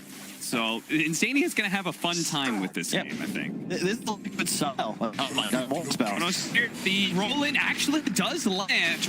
Chronosphere falls. He did the delayed rock drop. This is the Liquid style, right? Like the two supports running around the map, all 3 cores able to lane themselves. And yeah, there isn't like some natural huge timing spike of synergy. They're just going to kill you over and over and over. Yeah. Meanwhile, Brame's very clear timing, right? Yeah. Like we've got big team fight on these guys. Yep. Battle Fury is the build. It's going to be all about survivability. You got Oracle DP, one of the best combos. Like the build, this is one of the reasons I think Death Prophet mid should come back. The Chain Crypt Swarm max mana cost went from 160 to 125, and they took 0.7 seconds as well. So it's pretty more efficient as a farming tool, specifically for mid-Death Prophets. You can actually clear stacks efficiently now. In previous patch, they made the casting animation better as well. Yeah. It shoots out like instantly when you click it. It feels great. That's another one. You look back at, try playing Death Prophet a few patches back. That was painful. 3-10. 1,000 net worth lead for Liquid right now, and you'd see a decent amount of that is the difference between the puck and the Death Prophet. Radiant's bottom tower is under attack. Witchblade is going to be big. Nice stacks from Sumail. Let's see, 700 gold from kills and assists where the extra gold comes in. He's got a haste rune as well, so look for another attempted kill on the horizon. Whether or not that actually works, we'll have to see. Stampede is coming up, so it may help some people out. Skylark having the worst laning phase of all three games here. And yeah, they're going to pop the X's and make sure Koifa does not get away here. Surely they have a stun or something to kick out Koifa. He's going to be good. Taiga puts his body on the line and keeps out successfully as well. Sick combo. Yo, well he done. better get some tips. Koifa, that's the wrong person. Wish did what he was supposed to do. Your boy just saved you. That was sick from Taiga. The roll in, kick away, recognizing that the Lion CCs are still down, and he just teleports out in front of him. No Yules on Wish, so easy peasy. Panel, if you're listening and you do get Koifa, be sure to ask about that moment. Why'd you tip Wish over Taiga? They're back. There's a bit of all he's chatting used to going it. on as well. Taiga's what, like an 11.5K player? Yeah. This is par for course. If he didn't save him there, he'd be disappointed, but you don't get praise for making a normal play. Catching Taiga. He goes in, and they do manage to kill Spartan before Wish can show up here. The Lion is still sticking around and does run into the puck there for a second, but he's got to be careful. The coil is still here. From the puck, he's going to throw it out now. Jumps the other side right as the impale is used. The Inkswell's not even needed as they kill the second support. Omni Slash now going on to Insania, bounces over, Taiga kicks him away. Get away from me. I don't want this Omni Slash. That could have worked. It was close. Just stuck with him. Radiant's bottom tower is under attack. Sumail is certainly feeling himself. Not That's a much very good's early happening to Witchblade timing, and Radiant's the bottom one downside of the support duo is that you pretty much just feed a puck. You know, you get coiled, you get clicked, you're gonna die. Radiant's top tower is under attack. Even more so in this patch than others, right? Where you've got the Witchblade as added damage on the puck. Your combo doesn't kill him, then just a single right click adds like almost a 300 damage nuke in there. Yep. Thing to note though is that the Mickey Void went for a Mask of Madness, whereas Focus is rushing a Battle Fury. So yeah, it's gold lead for Liquid, but they're investing in the now. Brame looking later for their power spike. So for you to judge Liquid's game as being like successful, you would need them to like take some towers soon or something like that, right? If you're investing in the now, you want to see now outcomes. The trouble is that their draft really doesn't take towers naturally. It's about, you know, we'll get 3-4 kills. Yeah. We'll click the Dire's tower top bomb. tower That's is under their problem. attack. Yeah, they didn't let a kill and kill. And maybe. Reflected in just the kill score, 4 and 12. Yule Scepter for the Death Prophet, that'll be really big. Brame stacked more than they were the previous two games. They're actually kind of keeping pace with Liquid. Yeah, Sona is also just newly hit 6. Stania, they're going to spot him. The sound goes out first. Now the Inkswell, Taiga. Oh, the Stampede away. Run. He's going to be able to dodge some of that, but Koifa's there on the other side to try and catch up. Sumail is pushing out some damage onto Wish right now. He gets purged off, so the Witchblade not going to do as much. Brame didn't pop Exorcism or anything. Just the Stampede, so it's not like they blew anything massive. Skylark, what's he doing on this side? They've got a Chronosphere if they want to try and keep them in place. Allies are making their way over. But Mickey, he doesn't feel the need to. They've got the coil. That's good enough. Presumably a pity. Sumail now with a Blink Dagger. Who thought he was considering buying bots. Seen Abed do that a few times. Just play map control. But taking the more active route. And yeah, it's tough game for Brame. Like, their team fight's great, but they don't really have any initiation or true catch. Stomina is 0-4-2, not having a good time at all, and there's a puck Earth Spirit constantly hunting him. Have fortified their structures. Keep coming in from Skylark, but they're not going to see that. Nice hacks. Taiga, he's tanky, no doubt, especially with the raindrops there, but it's still a finger of death. Put him in the grave. We got him. For Brame at all. An immediate triple ancient stack, that always does feel good. The big downside is just that, again, they'll have the Blink on Centaur. That's up next. 50 gold away. Just how do you take fights? That's the big concern. Oh, Jesus. Sumail's here with the double damage. That's why Mickey pulls the trigger in an instant. And now, okay, purging off the double damage. That'll certainly help you out here, but Skylark is in some trouble. He gets run down by the Taiga Koifa combination. Stoneman does manage to get the hex onto Sumail. He's getting quite low, but Spartan, he's not able to do quite enough damage, and Witch doesn't want to be able to break the coil. Koifa's going to be able to ink swell himself out of here. The coil, it finally fades, so Witch can back up with a freshly healed up Death Prophet. But unfortunately, he can't stick on to anybody. They lose the mid tower in the process. Kyle, this is getting real dark and gloomy now for Brame. Liquid playing their draft. All right, we definitely got to ask him. I feel like there's history between Koifa and Wish or something. There's something going on here for sure. Did they tip him in the last game? When we were talking about the Taiga tip? Yeah. That's the last time they tip him, but I don't remember tipping in the previous game now. Neither do I. Huh. This is the heat map you love to see. Just an extension of the mid lane. Sumail asserting dominance across his domain. Now with bots about the en route. Liquid, the slaughter will not stop. This is the game plan. Control enemy jungle, control vision, and just kill these Brame supports specifically. It is near impossible to play Lion at this stage because you can't live. Anything on top of you, you're forced to spam spells just to buy a little bit of space. A Juggernaut with the Battle Fury Rush, you can't help. You're just farming for a couple more items before you really want to get involved. At least level 2 Omni Slash is a necessity. Bottom lane here. Savingar of Death, it's not quite up. He needs 15 seconds. If they had it, they could try and go for this kill. It'd still be a bit difficult. He's got 1,500 HP, closer to 1,700 when he's over to Strength. I like the build a lot. I think if he goes Battle Fury, he can't be nearly as active. That kill on Jug certainly doesn't happen. Yeah. The Maelstrom into the Sange for the status resist. You really don't die as Void in this game if you just live through that stun lock. Oh, Mickey's going to come back. Now they can go. Skylark spotted for a moment. They've already thrown up the stun. Impale follow-up and the Finger of Death. Is it enough? Yeah, they got him. They got him indeed. The Hex was there at the end. So a big kill that Brame was very, very patient to be able to get, but the rest of Liquid, they want revenge, and they have immediately found Witch.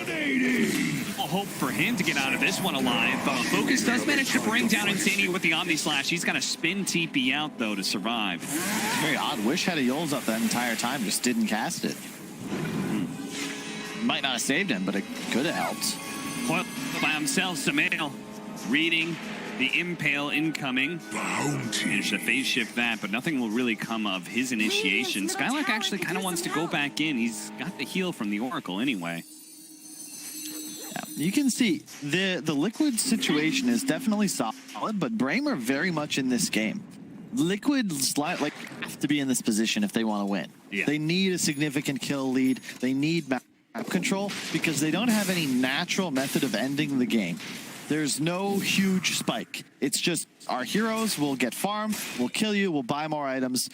Meanwhile, Brame, the BKB window on Death Prophet, Juggernaut getting more levels of Omni Slash and continuing to scale faster because of that Battle Fury purchase. He's neck and neck with Mickey, has now surpassed him. We'll look to see him expand on that lead. Insania, depending on your perspective, either wrong place, wrong time, or right place, right time. Breaks the 4-man smoke, but he does lose his life and his ward. Not much good's happening to Radiant's bottom tower. Probably saves Mickey there, though. So we'll call it worth. Whenever I see a 5-position die alone, they broke a smoke, they placed ward, you know what? Worth value. You wish you didn't lose your ward, but... Yeah, the ward hurts. The ward hurts. They're thinking about mid. They do have the kill potential. All right, so Kyle, speaking of this draft specifically, you're saying Liquid, they need a way to be able to find more objectives. The biggest one is Roshan. How are they able to do that? Because their lineup kill the enemy team. You just kill them. Over. Okay. Just kill them, lol. That has seemed to be the game 3 Liquid strat a lot of the time. Is just, you know, they. Aiden and I have spoke many times. Rule number 1 of Dota 2 drafting: gotta have stuns. Last game, not enough stuns. Is that not a Han rule? That was it was Han. It goes back a decade. You gotta have stuns. Don't not have stuns. Ink swell. may not want to be able to step to Koifa. He is getting low, though. The X's are doing a lot of damage, and they do manage to bring him down. Liquid, they did not have enough to back him up, or maybe they didn't expect Brame, all 5 of them, to be at this bottom tier 2, but Brame's saying no. You're not taking any tier 2s for free. Well, Liquid, they don't have the team fight. They have the skirmish. You can't go on a Death Prophet when you don't see the Oracle, especially if his ult's already running. Doesn't matter how much you lock him down, those ghosts are still going to be dealing damage.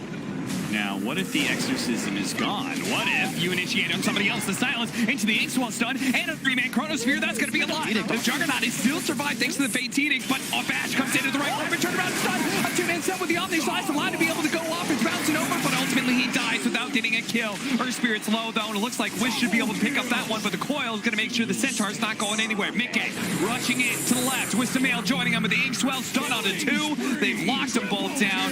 The support dead. It's just Wish. Fought back for that, right? Or did he? No. Okay. But he did not have exorcism. So that's how Liquid, right? They bait Koifa. Did Koifa buy back? No. Just respawn. Okay. Just respawn. That was just 4 on 5, pretty much. Yeah. But they wait or bait the exorcism by throwing a body at it. And a great chrono from Mickey. You see him immediately identify, oh, I got Oracle too. And they kill off Oracle first. Jug gets Omni off, but wasn't able to spit. Didn't drop Healing Ward during it. Yeah, he got so low. He was just like, I have to get off this Omni Slash, and just meant he had no HP when he came back. Yeah, Stona did not get off his finger either. Does have the Philly Stone though, so should have Blink up shortly. But so far, it's just the Sumail show. 904, Ags on the way, 500 gold off. He is feeling himself, and at this level of farm, especially with that Arcane Rune bottle, like he can just straight up take over this game at this point.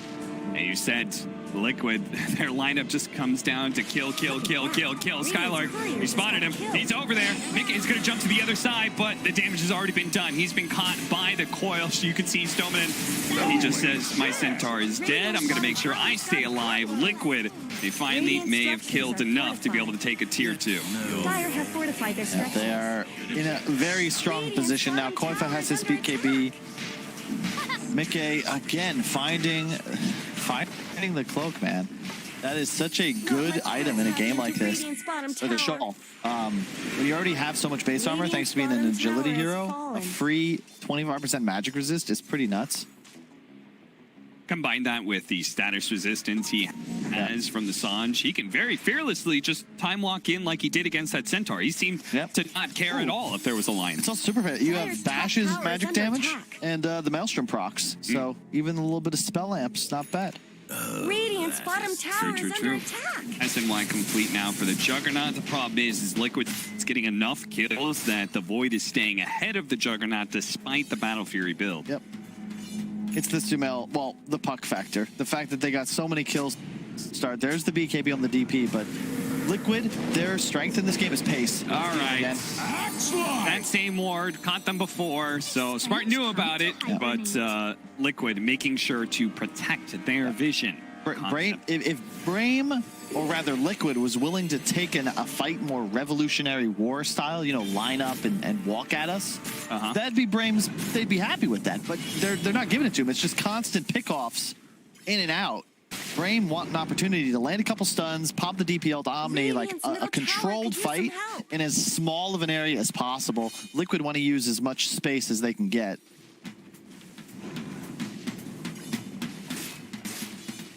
And that guerrilla warfare becomes more and more deadly as Brame become more desperate to be able to get out on the map and be able to find some farm somewhere. Right now it feels like the triangle is the only place that's safe for them. Gonna go Scotty, third item for focus. The game gets very spooky now though because of that Ags on puck. It's the reason this hero still is dominant across and picked in all regions. There's really just nothing to answer this coil. Radiant's middle tower could use some help. For Sumail as well with his level 18. This is a huge power spike, and Liquid immediately they're going to smoke up and use it. Chrono's ready. They don't have Koifa, but he's on his way. He's going to show mid. They have the new Ing Swell shard. Doesn't quite get given out right away. Goes over to Taiga, and he does manage to hit into the Juggernaut, who silenced up for a second. Focus, he'll be okay, but their supports may not be so lucky. Actually, Stampede does get him away, and Liquid, they say that's great. They popped Stampede, they popped Exorcism. If we just get out, that's a win. Yeah, really heads up by Liquid. Again, just play around the cooldowns. Don't take a fight into a prepared Brame. Poke and prod him. Get the cooldowns. Get out. Liquid, they're not running on a clock. Like, they're always ready to go. Low CDs on all spells. And now they can freely take Roche. Yes, Chronosphere, but he didn't use it. That's their ace in the hole. I feel like in some ways Brame should have been more aggressive there. Like when they pop BKB, Exorcism, and Stampede, like, now it's not the time to back away from a fight. Now's the time to take one. Yeah, they did catch a really nice silence on Mickey. I thought they might turn for him there. If they can go for, like, there's no save for the Void.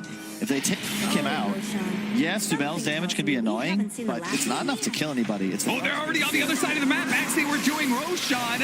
They went fishing for kills, and they caught a big one, boy. Focus.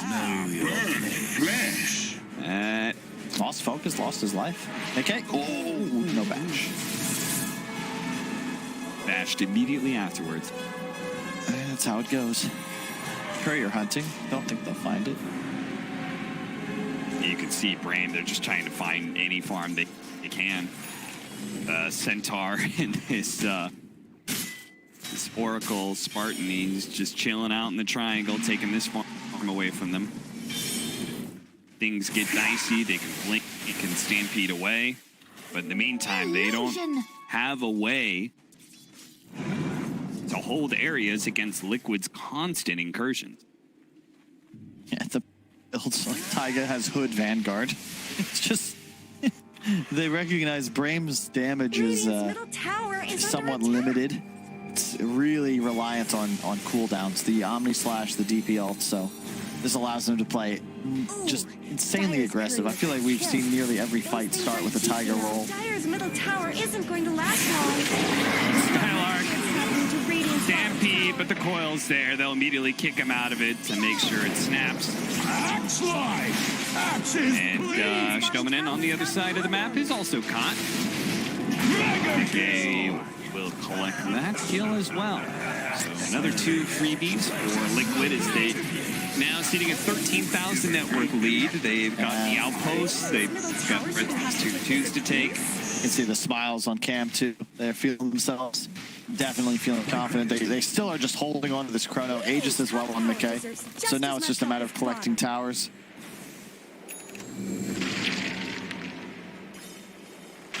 Radiant's top tower is under attack. Constantly healing up Focus preemptively here, but he's been silenced so many times. The Chronosphere is going to be used here. They're going to start sapping away on his damage. The Ghost is going to land shortly after, but he does not first for the healing ward. It doesn't keep him alive. Mickey does a bit too much damage.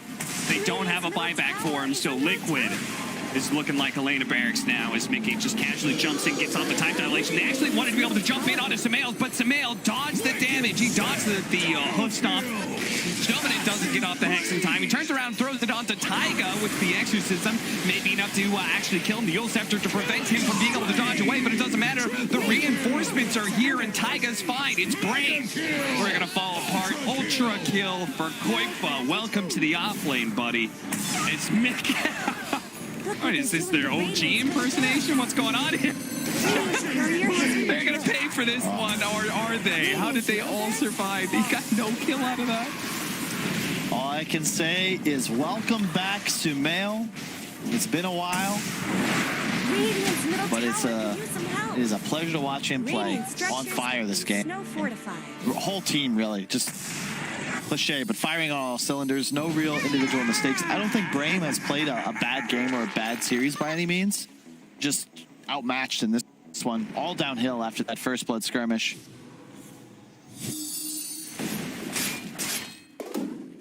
No, the downside, you know, TA, much more active, way more threat. You have to play around a Death Prophet differently, and Wish definitely was kind of controlling the tempo in the previous two, but here just when you fall, when your team's behind on an if problem, like I just don't really know what you can do. Still have this mid-tier 1 standing even.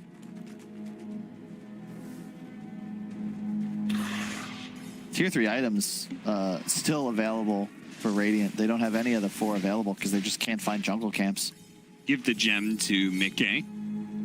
That's how confident they are that he can just go in at any time. 3,300 HP on him. Radiant's top tower has looked He just better. will expire, so Brame still try and take a fight soon. Gotta wait for exorcism. Radiant's top tower is under attack. He's gonna go for a nightmare. Axe Coil is actually just way too Radiant's good. top tower has fallen. 4-second stun. Pierces BK. 700 break damage before spell amp. No wonder this hero is good. 6. Oh my god. 8 seconds. 8 seconds. There goes the Aegis. Radiant's top tower has looked better. Brame, how do Radiant's they top tower has fallen. crack open this liquid offense? Feels like they gotta get. They gotta how Insania and Sumail, right? Those are heroes that actually can get 0'd. Radiant's top barracks. It's a lot easier said It than doesn't done, look though. good. It almost looks like they want them. They're like, okay, you can have top lane of barracks, but when you rotate over to bottom, that's when we're gonna take that team fight. But Liquid has actually been playing cautiously. They smoked up, played on the triangle. Now they're gonna head back in. Radiant's top barracks are going to blow up. Koifa with Ags up, just murdering the racks. Oh no, their mass TPing back. It's too late. I'm a little bit befuddled there, Kyle. What can you do though, Cap? Yeah. It's easy to call mistakes with no fog of war, but this map is very dark for Brame. They're trying to keep the lights on, but the sun is setting on their chances in this I'm just game. not sure. Is that a fog of war thing? They don't see him. They were hitting, look, they don't see They were hitting anything. top lane of barracks. Did you think they were going to stop? They looked like they were going to stop. All right. Mickey tricked them. Have to take this Oh no. That's a good kill. But now they're going to run away. Okay, the Stampede managed to get in front of Taiga here. Wish catches up. 2 supports potentially dying in this. No, they're actually going to try and turn this with the Chronosphere onto 3. They're going to go for the kill. Oh, that's a lot of damage, but the Oracle managed to save it out. Wish, he's going to be okay on the Death Prophet now with the Hex on to Mickey. No, he takes it off. He time walks away. So much of the damage being undone there. Wish, he's limping away back to the base as best as possible. Skylark hits a really good stun. Taiga, he's chasing after them as best as possible. Yule Scepter going off, but Wish survives for a second. Not a second more. Double ult for Koifa. Immediately a bash, focus. Turns, but the silence, it's not going to last long enough for them to do much to Mickey. He's just so damn tanky, but maybe Skylark, he jumps in, Hoof stops it again. They do not have the damage to deal with Mickey. And it's looking like the GGs are being announced bit by bit. Dyer's bottom tower is being chipped away. Spinning away. Their best hope at this point is somehow lure Liquid into the fountain. Maybe Mickey will take them up on that. A 2-man impale. That's a pretty good one. And actually managed to save him from Sumail's dagger as well. So the Lion is going to be able to stay alive.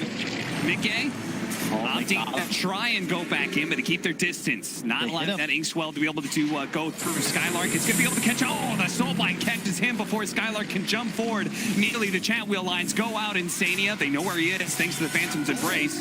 He's placed onto focus. Brame, they're not going to be able to keep chasing apparently, and Sumail's going to make sure they don't feel comfortable doing so.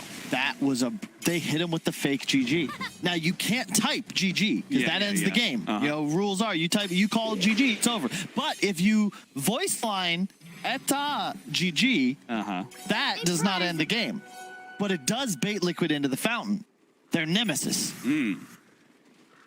That's a Galaxy Brain play.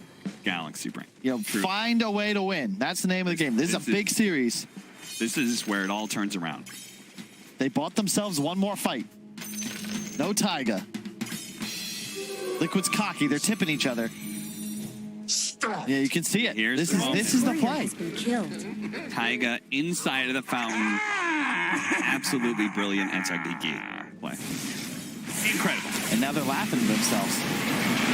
Godlike! Skylark is not enjoying this game. No. Think Spartan is either, but Wish still have an Essence ring. Skylark comes forward. He stomps on Koifa. They do immediately stun Mickey when he jumps in.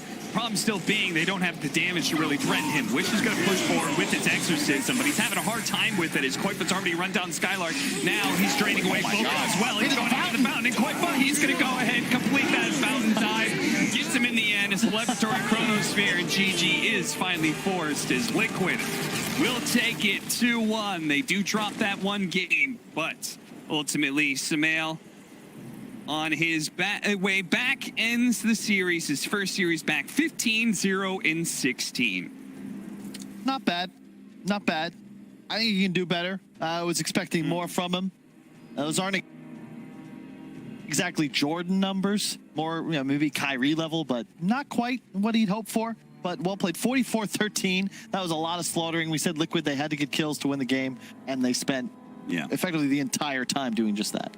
Yeah, it is fun to be able to see some of the legends coming